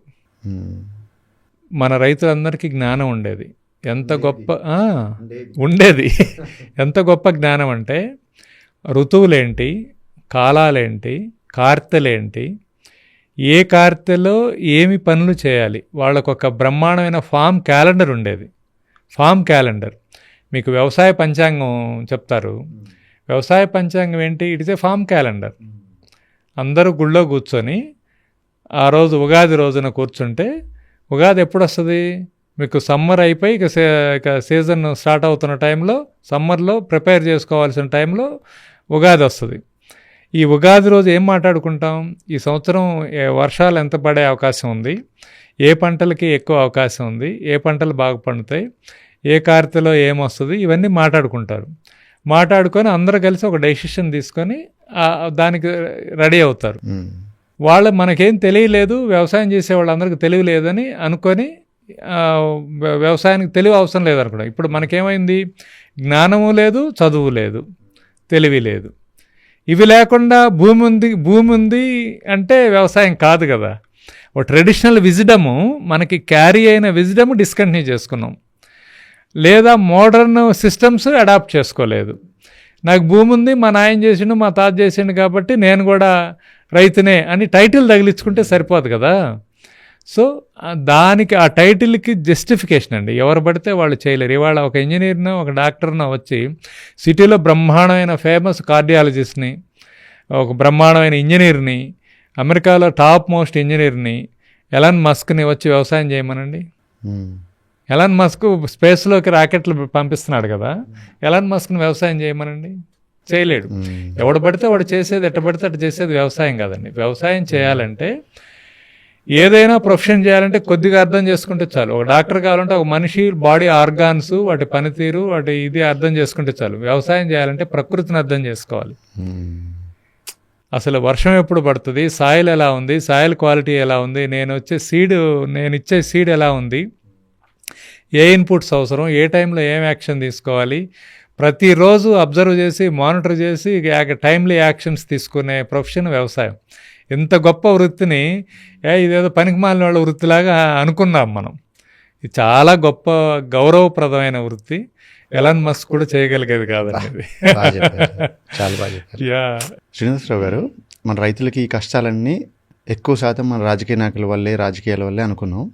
ఒక మాట చెప్తాను సార్, చాలామంది ఇప్పుడున్న కంటెంపరీ పాలిటీషియన్స్ కానీ పీపుల్ కూడా ఇన్ జనరల్ చైనాని చూసి మనం నేర్చుకోవాలి. 30-40 ఏళ్ళ క్రితం మనం చైనా ఒకే దగ్గర ఉండేవాళ్ళం, ఇప్పుడు చైనా చూడండి ఎక్కడో ఉందంటారు. నిన్న నేను ఇదే పనిగా చూస్తుంటే చైనా రైతులకి సబ్సిడీలు కానీ ఫ్రీ పవరు ఫ్రీ ఏవి ఇవ్వదంట సార్. కాకపోతే డీబీటీ ఉందంట అక్కడ కూడా. సో మన రాజకీయ నాయకులు ఏమంటారంటే చైనాని చూసి నేర్చుకోవాలంటారు, కానీ చైనా ఎలా అయితే ఫంక్షనింగ్ అవుతుందో, ఎలా ఏమి ఇంప్లిమెంట్ చేస్తుందో అది ఇంప్లిమెంట్ చేస్తేనే మనం అవుతాంగా, అంతే కదా. ఒక మంచి పిల్లలు తయారవ్వాలంటే చాలామంది పేరెంట్స్ మన రాజకీయ నాయకుల్లానే మాడుతూ ఉంటారు. ఏం మాట్లాడతారు, పలానా వాడిని చూడు ఎలా ఉన్నాడు, పలానా వాళ్ళ అబ్బాయి చూడు ఎలా ఉన్నాడు, నువ్వు వాళ్ళ గొప్పవాడిని కావాలని చెప్తుంటారు. పిల్లలకి వెరీ ఇమ్మీడియట్ రోల్ మోడల్ పేరెంట్సే. ఈ పేరెంట్స్ ఎవరినో ఎగ్జాంపుల్గా చూపిస్తున్నారంటే వీళ్ళు ఎగ్జాంపుల్స్గా పనికిరారనేగా. నిజమైన పేరెంట్ ఏం చెప్పాలి, ఎస్ నన్ను చూడమ్మా, నా జీవితాన్ని చూడమ్మా, నా క్రమశిక్షణ, నా డిసిప్లిను, నా ఎఫర్టు, నా ఇన్ఫర్మేషన్ గ్యాదరింగు, ఇవన్నీ నేను ఇలా ఉన్నాను కదా, నేను వన్ ఆఫ్ ద రిసోర్స్ నీకు అని చెప్పగలిగే ధైర్యం ఎంతమంది పేరెంట్స్కి ఉంది. అలానే మన పొలిటీషియన్స్ కూడా. మన politicians yes I'm the best example for a great politician అని చెప్పగలిగే ధైర్యం ఉన్నవాళ్ళు ఎవరున్నారండి? ఒక వాజ్పేయి గారు, ఒక అబ్దుల్ కలాం గారు, ఒక లాల్ బహదూర్ శాస్త్రి గారు, ఇలాంటి కొద్ది మందిని మినహాయించుకుంటా పోతే ఎస్ ఐఎమ్ ద ఎగ్జాంపుల్ అని చెప్పగలిగే వాళ్ళు ఎవరున్నారు? చైనా గురించి ఎందుకు చెప్పాలి ఇండియన్స్కి? మీరేం చేస్తున్నారు? ఒక ముఖ్యమంత్రులుగా చేసినటువంటి ఒక ఇద్దరు వ్యక్తులు ఏం భాష మాట్లాడుకుంటున్నారో మనం చూస్తున్నాంగా. వైన్ షాప్ దగ్గర ఇద్దరు తాగుబోతులు మాట్లాడుకునే భాష ఎంతో కొంత బాగుంటుంది, మెరుగ్గా ఉంటుంది, వినబుద్ధి అవుద్ది. వీళ్ళ కంటెంట్, వీళ్ళ బూతులు, వీళ్ళ అసభ్య పదాలు, వీళ్ళ ద్వేషం, అంటే all Indians are great, my brothers and sisters అని ప్రామిస్ చేసుకొని స్కూల్లో చదువుకున్న మనం ముఖ్యమంత్రులుగా చేసిన ఇద్దరు వ్యక్తులు మాట్లాడుకుంటే, మీరు ఆంధ్రప్రదేశ్లో కావచ్చు, తెలంగాణలో కావచ్చు, జగన్మోహన్ రెడ్డి గారు, చంద్రబాబు నాయుడు గారు మాట్లాడుకునే భాష ఒకళ్ళ గురించి ఒకళ్ళు ఎలా ఉంటుంది, రేవంత్ రెడ్డి గారు, చంద్రశేఖరరావు గారు ఒకళ్ళ గురించి ఒకళ్ళు మాట్లాడుకునే భాష ఎలా ఉంటుంది? అంటే అవసరం ఆ భాష? అసలు ఏం చెప్తున్నాం? ఏం ఎగ్జాంపుల్ సెట్ చేస్తున్నాం? సరే, ఎవరో ఒకళ్ళు చెడ్డవాళ్ళు అనుకోండి, ఒకళ్ళు మంచివాళ్ళుగా ఉండే హక్కు ఉంది, అవకాశం ఉందిగా. అంటే ఈ పొలిటీషియన్స్ ఏం చేయొచ్చు అంటేనండి, ఒక పాలసీ చేస్తున్నారనుకోండి, మహారాజుల్లాగా ఆలోచిస్తున్నారు. నాకు కల వచ్చింది, నేను ఇలా అనుకున్నాను, నువ్వెవడో అనుకోవడానికి? ఎవడో నువ్వు? Who are you? డెమోక్రటిక్ కంట్రీలో సో నీకు ఆ పొజిషన్ ఇచ్చారు, అక్కడ కూర్చొని నువ్వు చాలా బాధ్యతగా ఉండాలి. బాధ్యత అంటే ఏంటి? నా ఇష్టం, నేను చేశాను. పాత రోజుల్లో రాజులు ఏమంటే మీకు అబ్బాయి పుట్టాడంటే తీసుకోపోరా బాబా నా గొలుసు విసిరేసేవాడు. మనం ఏదో ఆ సీటు గెలిచామాగా, ఇప్పుడు ఒక ఎమ్మెల్యే సీటు గెలిచామనగానే ఇదిగో దేశపు అని ఒకడికి ఇచ్చేయడం ఏంటది? అసలు నువ్వెవరు? ఏం చేయాలి యాక్చువల్గా? ఒక మంచి పొలిటీషియన్ అయితే ఏం చేయొచ్చు అంటే, ఇవాళకి కూడా ప్రభుత్వాలకు సలహా ఏంటంటే, ప్రభుత్వంలో ఉన్నవాళ్ళు ఏదైనా ఒక నిర్ణయం తీసుకుంటున్నప్పుడు ఆల్ పార్టీ మీటింగ్ పెట్టి లైవ్గా పెట్టి, అరే బాబు ఏ నిర్ణయం తీసుకోలేదు, నిర్ణయం తీసుకోవాల్సిన సబ్జెక్ట్ ఇది, అందరం కూర్చొని మాట్లాడదాం, ఇది ఒక రైతులకు సంబంధించిన సబ్జెక్టు, రైతు ఉత్పాదక పెరగాలి, రైతు జీవితాలు బాగుపడాలి, రైతులు ఇబ్బందులు పడకూడదు, ఎరువుల కోసం లైన్లో నిలబడకూడదు, ఎరువుల కోసం కొట్టించుకోకూడదు, ధాన్యం అమ్ముకోలేక రోడ్ల మీద పారబోయకూడదు, అప్పులైపోయి ఆత్మహత్యలు చేసుకోకూడదు, పురుగు మందులు దాకా చచ్చిపోకూడదు, ఏ పంట వేయాలో తెలియక ఇబ్బంది పడకూడదు, రైతు బంధు లాంటి స్కీమ్లే వస్తున్నాయి కాబట్టి ఏం చేయకుండా బీళ్లు పెట్టకూడదు, ఉచిత కరెంట్ వస్తుంది కాబట్టి బోర్లు ఆన్ చేసి నీళ్లు వృధా చేయకూడదు.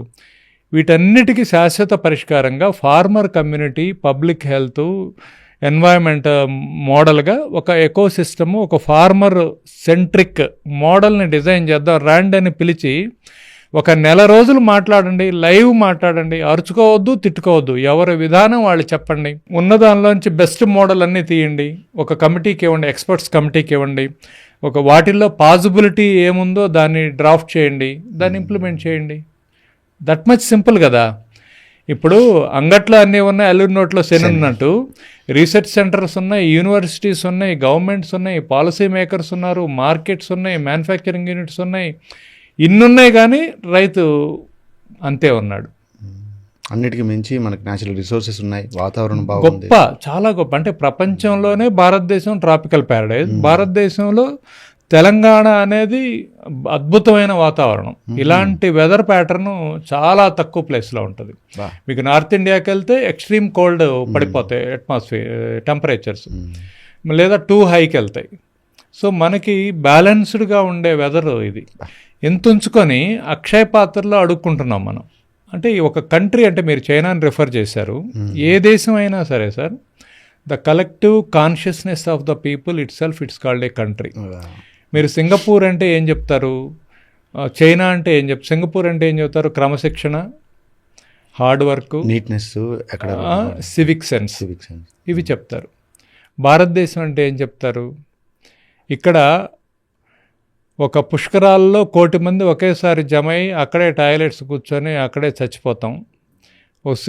ఎవడో పనికి మాలినోడు, ఒక తాగుబోతూ తిరుగుబోతూ చదువులానోడు ఏదో యాక్సిడెంటల్గా సూపర్ స్టార్ అయిపోతే వాడి సినిమా చూడటం కోసం చచ్చిపోతాం. ఒక రాజకీయ నాయకుడు జనాల్ని లారీల్లో ఎక్కిచ్చేసి ముడి సరుకులాగా ఊరక చూపించుకోవడానికి తోలితే, ఎద్దుల్ని, మన పందుల్ని ఎద్దుల్ని తోలినట్టు ఆ లారీలెక్కి సారాయి తాగి బిర్యానీ తిని ఆ మీటింగ్కి పోయి చచ్చిపోతాం. అంటే ఇంత ఖాళీగా, ఇంత విలువ లేకుండా పడున్నామా మనం? మళ్ళా ఒకవైపున ప్రేమలు, డ్రగ్గులు, బాబాలు, ఆశ్రమాలు, వాడెవడో రోడ్డు మీద పోతుంటే వాడు అంటే ఇవన్నీ కలిపేగా భారతదేశం. ఒక గొప్ప అద్భుతమైన సనాతన ధర్మానికి సృష్టికర్త అయి ఉండి, ఒక గొప్ప జీవన విధానానికి, ఒక గొప్ప మోరల్ కోడ్కి బేస్ అయి ఉన్న మనం ఇవాళ సినిమాలు చూడటానికి, బాబాలను చూడటానికి, రాజకీయ నాయకులను చూడటానికి చచ్చిపోవటం, డ్రగ్స్, లిక్కరు, లవ్లు, సినిమాలు, అంటే ఇంత ఎనర్జీ, ఇంత ప్రొడక్టివ్, ప్రపంచంలో 40 దేశాలకు ఉన్నటువంటి సమానమైనటువంటి జనాభా, ల్యాండ్, ట్రాపికల్ వెదర్ ఇన్నుంచుకొని అక్షయ పాత్రలు అడుక్కున్న దేశంగా భారతదేశాన్ని డిఫైన్ చేస్తాం మనం. సో ఎక్కడున్నాం మనం? ఏం చేయగలం? ఏం చేస్తున్నాం? రోల్ మోడల్ ఏది మనకి? ఒక మంచి పొలిటీషియన్ ఏడి మనకు ఒక రోల్ మోడల్? వాజ్పేయి లాంటి గొప్ప వ్యక్తి ఏడి? అసలు అతీతంగా అవతల పార్టీ వాడంటే వాడేమి ప్రత్యర్థి కాదే, ద్వేషించదగినవాడు కాదే, విధానాల మీద పోరాడండి, ఆ వ్యక్తి శత్రువు కాదు మీకు. గాంధీ గారు చాలామంది బ్రిటిషర్లను చంపుదామంటే నువ్వు ఒప్పుకోవట్లేదంటే ఆయన ఒక మాట అన్నాడు, అరే బాబు నువ్వు కర్రలతో కొడితే వాడు తుపాకీతో పేలుస్తున్నాడు. సో మనము తెలివిగా ఉండాలి, కాన్షియస్గా ఉండాలి. మనం ఏం చేయాలి? బ్రిటిషర్స్ మీద వ్యతిరేకత లేదు మనకి, బ్రిటిష్ విధానాల మీద వ్యతిరేకత ఉంది. విధానాన్ని వ్యతిరేకించు, ఆ విధానాన్ని వ్యతిరేకించుకుంటూ దాని మీద సమైక్యంగా పోరాడు, యునైటెడ్గా ఉండు. మనం ఇంతమంది ఉంటే ఆ కలెక్టివ్ స్ట్రెంగ్త్. సో మనం విడిపోయాము, మనం రైతులుగా విడిపోయాం కాబట్టి రైతు హక్కులు సాధించుకోలేకపోతున్నాం, స్టూడెంట్స్గా విడిపోయాం కాబట్టి స్టూడెంట్ హక్కులు లేవు, ప్రజలుగా విడిపోయాం కాబట్టి ప్రజల హక్కులు లేవు. అందుకనే మీకు ఇవాళ ఇంత గొప్ప విశ్వనగరాలు, రైజింగ్ తెలంగాణలు, బ్రహ్మాండమైన బంగారు తెలంగాణలు ఇవన్నీ మాడుతున్నాం కదా. ఆడపిల్లలు ఎవరైనా పెద్దవాళ్ళు, షుగర్ పేషెంట్లు పాస్ పోసుకోవడానికి టాయిలెట్స్ లేవు రోడ్ల మీద. మనం గొప్ప నగరాల గురించి మాడుతున్నాం. ట్రాఫిక్ జామ్ అయితే షుగర్ పేషెంట్లు బాటిల్లో పాస్ పోసుకొని కారుల్లో పెట్టుకుంటున్నారు. కారులో ఉన్నాడు, బస్సుల్లో ఉన్నాడు, పాపం డిశ్చార్జ్ అయిపోతుంది. ఇలాగా మనం ఇవన్నీ వెరీ వెరీ బేసిక్ సివిలైజ్డ్ ఇది ఉన్నవి. చెప్పులు పోతే ఒక కొట్టించుకోవడానికి ఒక ఇది లేదు, పంచర్ అయితే ఇది లేదు. వెరీ బేసిక్ థింగ్స్ మనం అందుబాటులో ఉంచలేకపోతున్నాం.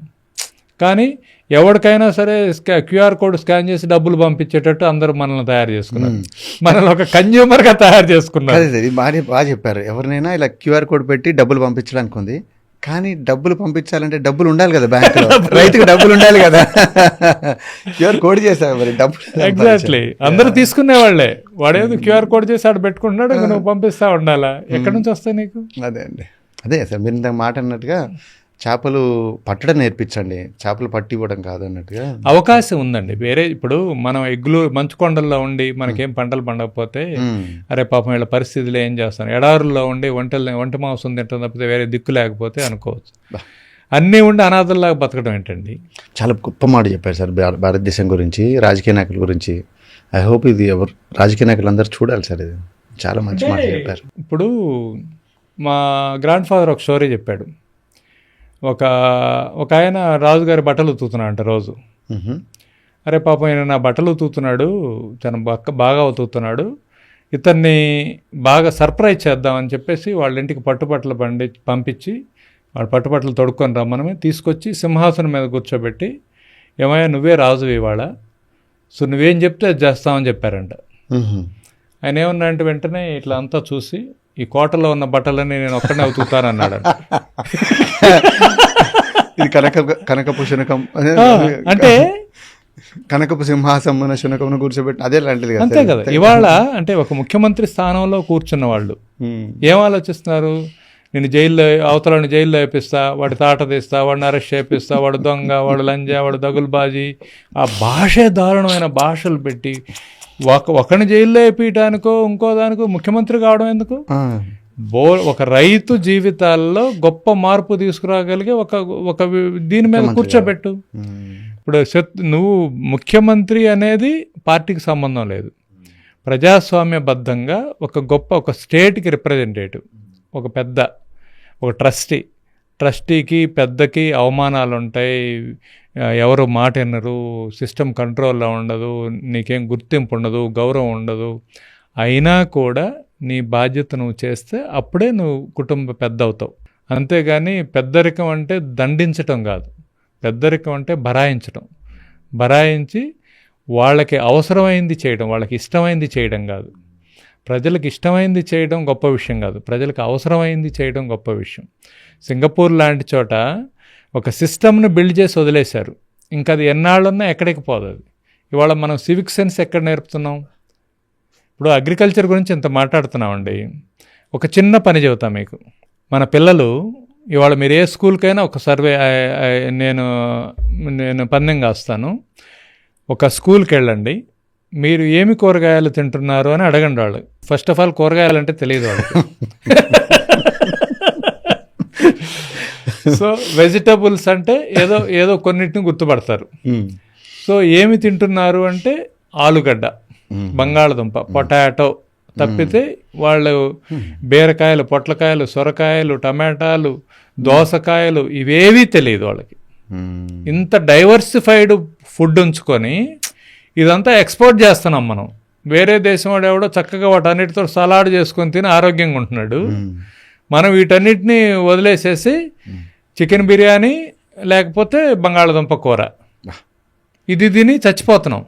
అంటే ఆహారానికి ఆరోగ్యానికి అంత కనెక్ట్ ఉంది. ప్లస్ నీకు చైల్డ్హుడ్ నుంచి దాని మీద అవగాహన లేకపోతే, ఇప్పుడు 130 కోట్ల మంది ప్రజలు కూరగాయలు తినకపోతే కూరగాయలు ఏం కావాలి? మార్కెట్. మనమే ప్రపంచంలో పెద్ద మార్కెట్. అందరూ కన్జ్యూమ్ చేస్తే ఆరోగ్యంగా ఉంటారు, ఫార్మరు బాగుంటారు. సో హెల్త్కి అగ్రికల్చర్కి డైరెక్ట్ లింక్ ఉంది. ఇందాక పదం వాడారు సార్, ఎక్స్పోర్ట్ అనగానే నాకు ఇది గుర్తొచ్చింది. రైస్ మనం బిగ్గెస్ట్ రైస్ ఎక్స్పోర్టర్స్ ఇండియా. అలాగే మీరు అన్నట్టుగా కూరగాయలు పళ్ళు ఎన్నో ఎక్స్పోర్ట్ చేస్తున్నాం. మళ్ళీ అది చివరికి వచ్చేసరికి రైతే పేదవాడు. మళ్ళీ ఎక్స్పోర్ట్ చేసినప్పుడు వాల్యూ ఎక్కువ ఉండాలి, డాలర్స్లో రావాలి, ఏంలో రావాలి, రియల్స్లో రావాలి. అదే విషయం మళ్ళీ కదా సార్. మళ్ళీ ఎందుకలా? అదేనండి, అదేమవుతుందంటే ఒకటేమో ఎంటర్ప్రెన్యూర్గా ఆలోచించే ఇది మనం నేర్పట్ల. ఫార్మింగ్ అనగానే ఏదో ఇక భూమి ఉంది, ఆయన ఏదో చదువు లేదు, ఏదో చెప్పినట్టు ఉంటాడు, ఏదో డబ్బులు వేస్తే మన పార్టీలో ఉంటాడు అనేది తప్పితే ఫార్మింగ్ అనేది ఎంత గొప్పగా చేయాలనే నాలెడ్జ్ ఇవ్వట్ల మనం. ఎందుకంటే ఒకప్పుడు నాలెడ్జ్ ఉంది మనకి, మధ్యలో లేదు, ఇప్పుడు అవసరం లేదనుకుంటున్నాం. ఇప్పుడు మీరు చూస్తే చాలామంది కొత్తగా వచ్చి మేము యూట్యూబ్లో చూసి మేము ఫార్మింగ్ చేస్తామని బయలుదేరారు. సో మీకు యూట్యూబ్లో చూడడం మొదలు పెడితే బోల్డ్ అంత కంటెంట్ వస్తుంది, అదంతా నాలెడ్జ్ అనుకుంటారు. So knowledge is the new cholesterol అని. నీకు ప్రాక్టికాలిటీ లేని ఇది ఇన్ఫర్మేషను అదంతా నీకు కొలెస్ట్రాల్. అది నీకు ఇంకా జబ్బు వస్తుంది. అంటే నువ్వు అంత కంటెంట్ని కన్జ్యూమ్ చేయలేవు కదా, అప్లికబిలిటీ లేని కంటెంట్ కదా అది. సో అలానే మీకు చాలా సోషల్ మీడియాస్లో కోట్లు సంపాదిస్తున్న సాఫ్ట్వేర్ ఇంజనీర్ అమెరికా నుంచి వచ్చి వ్యవసాయం చేసి లక్షల్లో, ఎకరానికి 2 లక్షలు సంపాదిస్తున్నాడు, చూస్తున్నాం, బాగా చూస్తున్నాం ఈ మధ్య. బ్రహ్మాండమైన థంబ్నెయిల్స్, అది నిజమేననుకొని చాలా మంది ఇంకా బయలుదేరి పోయి 1 ఎకరంలో చేద్దామని చూస్తే రాదు కదా. అంటే అది నిజమా కాదో బేరీజ్ వేసుకోలేని స్థితిలో మన నాలెడ్జ్ ఉంటుంది. దాన్ని నాలెడ్జ్ అనాలా? నాలెడ్జ్ ఎప్పుడు వస్తుంది? నీకు అనుభవంతో వస్తుంది. ఇప్పుడు నీకు విజ్డమ్ రావాలి, ఇన్ఫర్మేషన్ నీకు వచ్చేది నాలెడ్జ్ కాదు. అది ఇన్ఫర్మేషను అదంతా నిజమైన కంటెంట్ కాదు, అది వాడి కంటెంట్. అది వాడికి ఇప్పుడు నీకు ఎకరానికి 2 లక్షలు వస్తాయో లేదో కానీ ఈ వీడియో చేసినందుకు వాడికి 2 లక్షలు వస్తాయి. సో అందుకని ఆ ఏది కరెక్ట్, ఏది అప్లికబుల్, ఏది కాదో తెలుసుకోవాలి, దాని బేస్డ్గానే మూవ్ అవ్వాలి.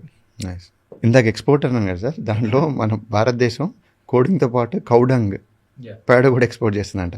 కౌడంగ్ ఎక్స్పోర్ట్ చేసేది రైతులే. మళ్ళీ తీరా చూస్తే కౌడంగ్ చాలా కాస్ట్లీ అంట సార్. బయట దేశాల్లో చాలా డబ్బు పెట్టి తీసుకుంటున్నారంట, చైనా, అమెరికా, యూకే అంతా కూడా. తీరా చూస్తే మళ్ళీ అదే పరిస్థితి రైతులు. మళ్ళీ ఇంకా ఒక్కటండి, మనం అనుకున్నాం కదా 360 degrees ఉండాలని. మీరు ప్రొడ్యూసర్గా ఉంటే అవదు. Producer, processor, exporter, farm to plate farmer ఉండాలి. దట్స్ హౌ మీ ప్రొఫెషన్ 360 degreesలో ఉంటేనే మీకు ఫుల్ఫిల్మెంట్. వీళ్ళు అనుకుంటున్నారు కానీ ఇంతకుముందు మనము, ఇదేం కొత్త విషయం కాదు ఎక్స్పోర్ట్ అనేది, మనము స్పైసెస్ ఎక్స్పోర్ట్ చేసేవాళ్ళం 100 సంవత్సరాల కిందట. అందుకే యూకే వాళ్ళు, బ్రిటిష్ వాళ్ళు మన దగ్గరకు వచ్చారు. ఎగ్జాక్ట్లీ. సో అలాగా చాలా నీలిమందు, ఇండిగో పౌడర్ ఎక్స్పోర్ట్ చేసేవాళ్ళు, టొబాకో ఎక్స్పోర్ట్ చేసేవాళ్ళం. సో ఇవన్నీ మనకి ఎక్స్పోర్ట్ కొత్త విషయం కాదు. కాకపోతే ఫార్మరు ఇన్వాల్వ్ అవ్వాలి దానిలో, అప్పుడే తనకి బెనిఫిట్ ఎక్కడ వస్తుంది? పండించడంలో బెనిఫిట్ లేదు, ప్రాసెసింగ్లో 100% యాడ్ అయితే ఎండ్ ప్రొడ్యూస్ కన్జ్యూమర్కి రీచ్ అయినప్పుడు ఇంకో 100% యాడ్ అయ్యి, అంటే 3 times కన్జ్యూమర్కి పండించేవాడికి మధ్యలో గ్యాప్ ఉంటుంది. ఇవాళ మీకు 100 రూపాయలు రైతుకు దొరికితే వినియోగదారుడికి 300 అవుతుంది. సో ఈ 300లో ఈ 100కి ఇంకొక 100 యాడ్ అయినా కూడా ఫార్మర్కి 200 అయితే డబుల్ ద ఇన్కమ్. మనం ప్రామిస్ చేస్తున్నాం కదా డబుల్ ద ఇన్కమ్ ఫార్మర్స్ కానీ. ఎలా వస్తుంది? ఫార్మర్ని అన్నిట్లో ఇన్వాల్వ్ చేస్తే వస్తుంది. ప్రాసెసింగ్లో, వాల్యూ ఎడిషన్లో ఫార్మరే చేయగలిగితే వస్తుంది. ఇదే టాపిక్లో అగ్రిగేటర్స్ ఉంటారు కదా. ఇప్పుడు ఇంతకుముందని ట్రావెల్ కంపెనీస్ ఉండేవి, అగ్రిగేటర్స్ వచ్చి క్యాబ్ కంపెనీస్ వచ్చేసి చాలా మంచి ఎకానమీ స్టార్ట్ అయిపోయింది. సేమ్ థింగ్ ఈ కామర్స్లో కూడా. మీరేమంటున్నారంటే ఫార్మ్ టు ప్లేట్ రైతే ఉండాలంటున్నారు. అంటే పొలం నుంచి ప్లేట్ దాకా రైతు ఉండాలి. ఎగ్జాక్ట్లీ. ప్రైవేటైజేషన్లో ఇలా అంటే ఎవరైనా ప్రైవేట్ ప్లేయర్ వచ్చి ఇది సాధ్యం కాదంటారా? చేయలేరా? ఎందుకంటే ఇప్పుడు చూడండి, ఈ కామర్స్లో మనకి సూపర్ మార్కెట్ నుంచి ఇక్కడ దాకా వస్తుంది. అదే రైతు నుంచే డైరెక్ట్గా ఆ ప్రోడక్ట్ మన దాకా, మన ఇంటి దాకా వచ్చేట్టుగా అది ఎలా అవుతుందంటేనండి, ఒకటి కన్సిస్టెన్సీ, కంటిన్యూస్గా రావాలి. ఒక మార్కెట్ డిమాండ్, మార్కెట్కి సపోజ్ మీరు ఒక ప్రోడక్ట్ కన్జ్యూమరు, నేను మామిడికాయలు ఈ సమ్మర్లోనే పండించగలను అనుకోండి, నేను ఈ సమ్మర్తో అయిపోద్ది నా పని. అదే నేనేం చేయాలి, మ్యాంగో జ్యూస్ చేశాను అనుకోండి, ఆ మ్యాంగో జ్యూస్ నేను మీకు 365 days మీకు మ్యాంగో టేస్ట్ చేయించగలను. సో రైతుల దగ్గర నుంచి ఆ 2 నెలల్లో ప్రోడక్ట్ కొనుక్కున్న వాళ్ళు 365 డేస్ దాని నుంచి ఇన్కమ్ తీసుకోగలుగుతున్నారు. కానీ రైతులు ఒక నెలలోనే అవుతుంది. ఈ నెలలోపు తుఫాన్ వస్తుందా, వరదలు వస్తుందా, గాలులు వస్తాయా తెలియదు. అందుకని as a community, as a కలెక్టివ్గా ఎకరం యూనిట్గా ఇన్కమ్ డిస్ట్రిబ్యూట్ అవ్వాలండి. ఎకరం యూనిట్గా డిస్ట్రిబ్యూట్ అవ్వాలంటే ఊరు యూనిట్గా డివిజన్ జరగాలి. ఒక ఊర్లో ఏం పండిద్దాము అనేది మైక్రో లెవెల్ మేనేజ్మెంట్ చూడాలండి. మనం ఎప్పుడు కూడా we think about big picture. భారతదేశంలో వ్యవసాయాన్ని రెట్టింపు చేస్తామని బ్రహ్మాండంగా మీటింగ్ చెప్పని చప్పట్లు కొడతాం. అవసరం లేదు. ఒక్క ఊరు తీసుకోండి, ఒక్క ఊర్లో చేయండి. ఆ ఒక్క ఊరు ఎగ్జాంపులే 10 సక్సెస్ఫుల్ మోడల్స్ మీకు 1000 సక్సెస్ఫుల్ మోడల్స్ని చేస్తాయి. బాగుంటే ఎవరు వదిలి పెడతారండి? కానీ బాగుందని చెప్పగలిగే వాళ్ళు ఒకళ్ళు కావాలి కదా. సో అందుకని ఎవరో ఒకళ్ళు ఒక స్థాయికి వచ్చేంత వరకు హ్యాండ్ హోల్డ్ చేయాలండి, చేయి పట్టుకొని నడిపించాలి. ఆ నడిపించేవాడికి స్వార్థం లేకుండా ఉండాలి. వీడిని ఒక ఓటర్గా చూడకూడదు. రైతుని ఓటర్గా చూసినంతకాలం రైతు కమ్యూనిటీ బాగుపడదండి. రైతుని భూమి అక్షయ పాత్ర, వీడు అన్నం పెడుతున్నాడు, వీడు పర్యావరణాన్ని కాపాడుతున్నాడు, సో దీన్ని నేను కాపాడుకోవాలి అనే కాన్షియస్నెస్ పొలిటీషియన్కి రావాలి. వచ్చి రైతుని రైతుగా చూస్తే, రైతు అనేదే ఒక కులం అండి. వాడికి మళ్ళీ రైతులో ఏ కులం అని, లేదా రైతులో ఏ మతం అని, రైతులో ఏ పార్టీ అని మనం డివిజన్ చేస్తే అప్పుడు ఫార్మింగ్కి జస్టిఫికేషన్ చేయలేం. ఇందాక మీరు అన్నట్టుగా తుఫాన్ వచ్చిన ఒక చిన్న ఏదే జరిగినా సరే రైతు నష్టపోతారు అంటున్నారు. సో రైతుకి ఈ న్యాచురల్ కెలామిటీస్ నుంచి ఉపశమనం లేదా? ఉందండి, ఇన్సూరెన్స్ ఉంది. ఇప్పుడు ఇవాళ మనం చూస్తే హెల్త్ ఇన్సూరెన్స్లో ఒక మనిషికి ₹1 కోటి నుంచి ₹2 కోట్లు కూడా ఇన్సూరెన్స్ చేసుకుంటున్నారు, health insurance per year. So అలాగా ఫార్మింగ్లో కూడా ఇన్సూరెన్స్లు వచ్చినాయి, కానీ రిఫార్మ్స్ రావట్లా. ఇన్సూరెన్స్ ఎలా అయిపోయిందంటే, ఇన్సూరెన్స్ మేమే కడతామని రాజకీయ నాయకులు మొదలుపెట్టారు. ఎంత కడుతున్నారు? 100-150 కడుతున్నారు ఏంటి ఎకరానికి. ఓకే. సో ఆ 100-150 కట్టి క్లస్టర్ బేస్డ్గా ఇన్సూరెన్స్ కంపెనీకి కావాల్సినట్టుగా వీళ్ళే ఫామ్ ఫిల్ చేస్తున్నారు. ఎలాగా? ఈ ఏరియా మొత్తం ప్యాడీ అని. మీరు అక్కడ మ్యాంగో గార్డెన్ ఉందనుకోండి, ఇదంతా ప్యాడీ క్లస్టర్ అండి, మీకు మ్యాంగో ఉంది, మీకు ఏమో అని చెప్తాడు ఇన్సూరెన్స్ వాడు సింపుల్గా. సో ఆ నాలెడ్జిబుల్గా చేయటల్లా, ఓపెన్గా ట్రాన్స్పరెంట్గా చేయటల్లా. ఒక ఇన్సూరెన్స్ కంపెనీ ఉంది, ఓకే తెలంగాణలో మొత్తం ఒక 3 కోట్ల ఎకరాల భూమి ఉంది బాబు, మీ కంపెనీకి ఇస్తాము, ప్రీమియం అంతా మేమే కడతాం. ఈ రైతు బంధులు, రైతు భరోసాలు ఇవన్నీ వేసే బదులు ఈ ప్రీమియం అంతా మీకే కడతాం. Farmer claim చేసుకోగలగాలి. క్లెయిమ్ చేసుకుంటే మీకు ఫార్మర్కి రాగలగాలి. మా ఇన్వాల్వ్మెంట్ ఏం లేదు అని చెప్తే, ఇన్సూరెన్స్ కంపెనీలు ఒళ్ళు దగ్గర పెట్టుకొని, ఊరికి ఒక ఏజెంట్ని పెట్టుకొని, మానిటరింగ్ పెట్టుకొని, అబ్జర్వ్ చేసుకుంటా, గైడ్ లైన్స్ ఇస్తా చక్కగా కాపాడుకుంటాయి అవే. ఎందుకంటే మొత్తం నష్టపోతే వాడు నష్టపోతాడు కాబట్టి. అలానే ఒకవేళ జరగరాని వడగళ్ళ వానో తుఫాన్లో వచ్చినప్పుడు హ్యాపీగా రైతుకి ఇబ్బంది లేకుండా బయటపడతాడు. ఇప్పుడేమవుతుంది, ప్రతిసారి ఈ సీన్ చూడలేక చచ్చిపోతామండి. తుఫాన్లు వస్తాయి, వరదలు వస్తాయి, ఎమ్మటే ప్రతిపక్షాలు పాలకపక్షం మధ్య ఒక యుద్ధం మొదలవుద్ది. ప్రతిపక్ష నాయకుడు మామూలుగా ఇక బట్టలు చింపుకొని బురదలో తిరుక్కుంటా, వాడేదో విచిత్రంగా మొదటిసారి చూసినట్టు వరిని ఇట్ట పీకిట చూస్తుంటాడు. ఆ వేర్లలో ఏం కనపడుద్దో వాడికి తెలియదు. వాళ్ళు కొంతమంది రైతులు వచ్చి ఏడుస్తుంటారు, వాడు ఇట్ట వాటేసుకొని నేనున్నాను అంటుంటాడు. వాడుండి ఏం చేస్తాడు? వాడు ఆ సీట్లో ఉండొచ్చినాడే, వాడుండి ఏం చేయడు. వీడు ఇదంతా ప్రతిపక్షాల కుట్ర, మేమే రైతులకు మేలు చేస్తామని. అంటే తుఫాన్లో రాజకీయమే, వరదల్లో రాజకీయమే, నష్టంలో రాజకీయమే. అంటే ఎద్దు పుండు కాకికి ముద్దు అని ఒక సామెత ఉంటుంది. అంటే వ్యవస్థలో ఉన్నటువంటి ఈ ఇబ్బందులు దాన్ని ఆసరాగా తీసుకొని రాజకీయాలు చేయడం. తుఫాను వస్తే అరే ఒక ఇన్సూరెన్స్ మెకానిజంని ఏర్పాటు చేసుకుందాం అనే ఒక మోడల్ మీద ఎవరూ పనిచేయకుండా ప్రతిపక్షాల వాళ్ళు ప్రభుత్వాన్ని తిడుతుంటే, ప్రభుత్వమేమో మేము బాగానే చేస్తాం, వీళ్ళే డ్రామాలు చేస్తున్నారు, మేము కూడా తిరుగుతున్నాం, వీళ్ళు బురద పూసుకొని తిరుగుతుంటారు. తుఫాన్ వచ్చిన తర్వాత తిరిగి మీరేం చేస్తారు? మీకు ఇంకా ఖర్చు కదా, పబ్లిక్ మనీ, హెలికాప్టర్లు, కార్లు, కాన్వాయ్లు, ట్రాఫిక్ జాములు, ఇవన్నీ ఎక్స్ట్రా ఖర్చు కదా.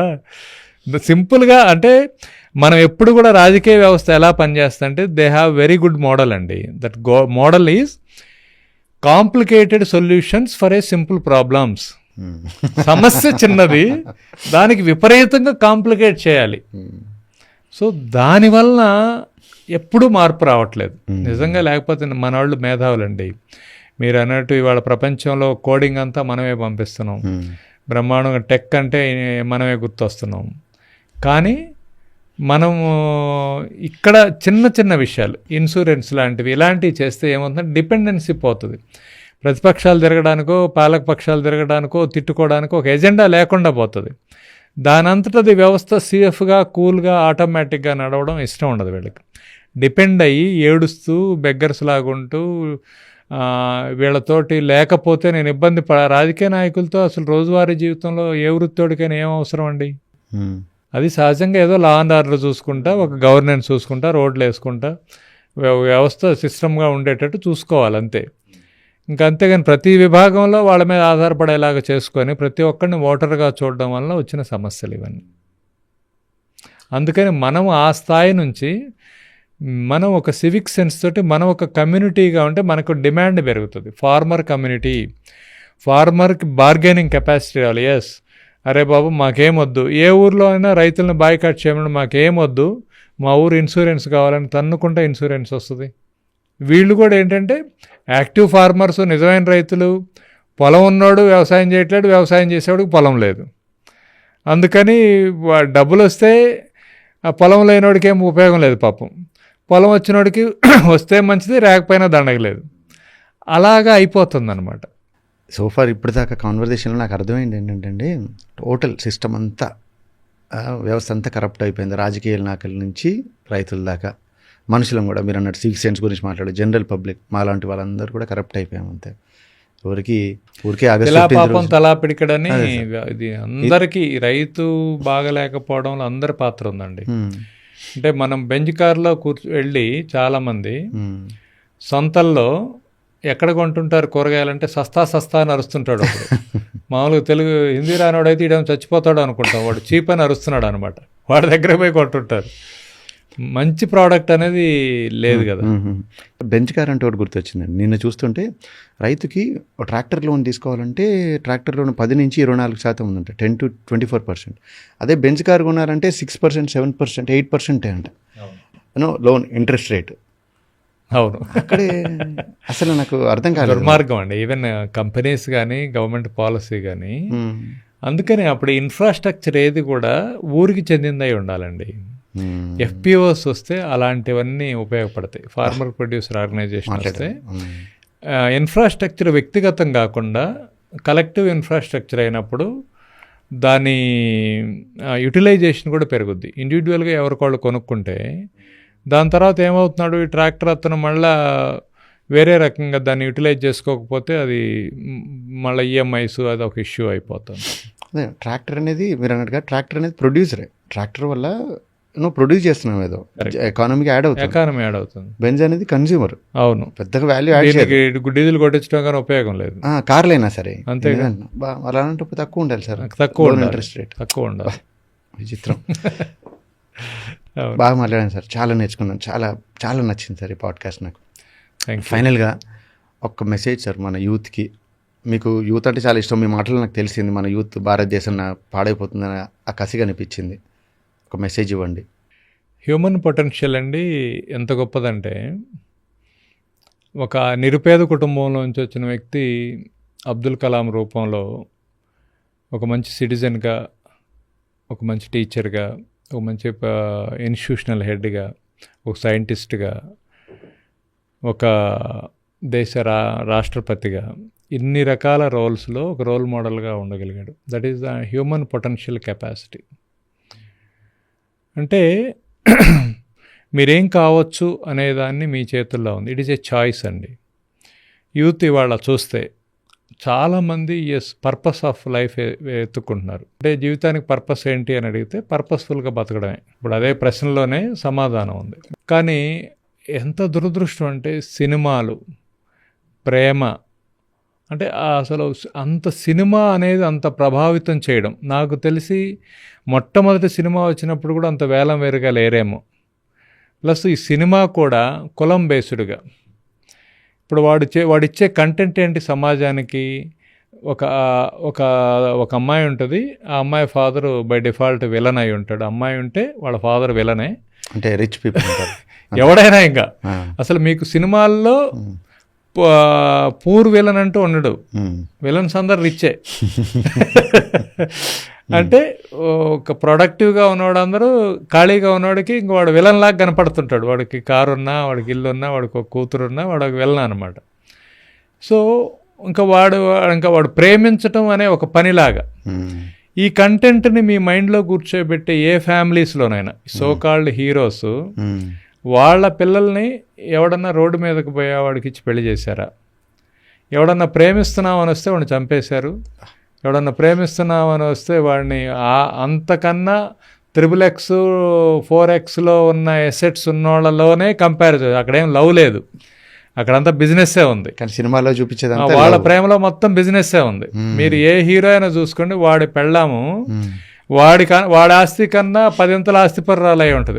ఆ అమ్మాయి కొనుక్కుంది వీడిని, ఒక కాల్ షీట్ బుక్ చేసుకున్నట్టుగా.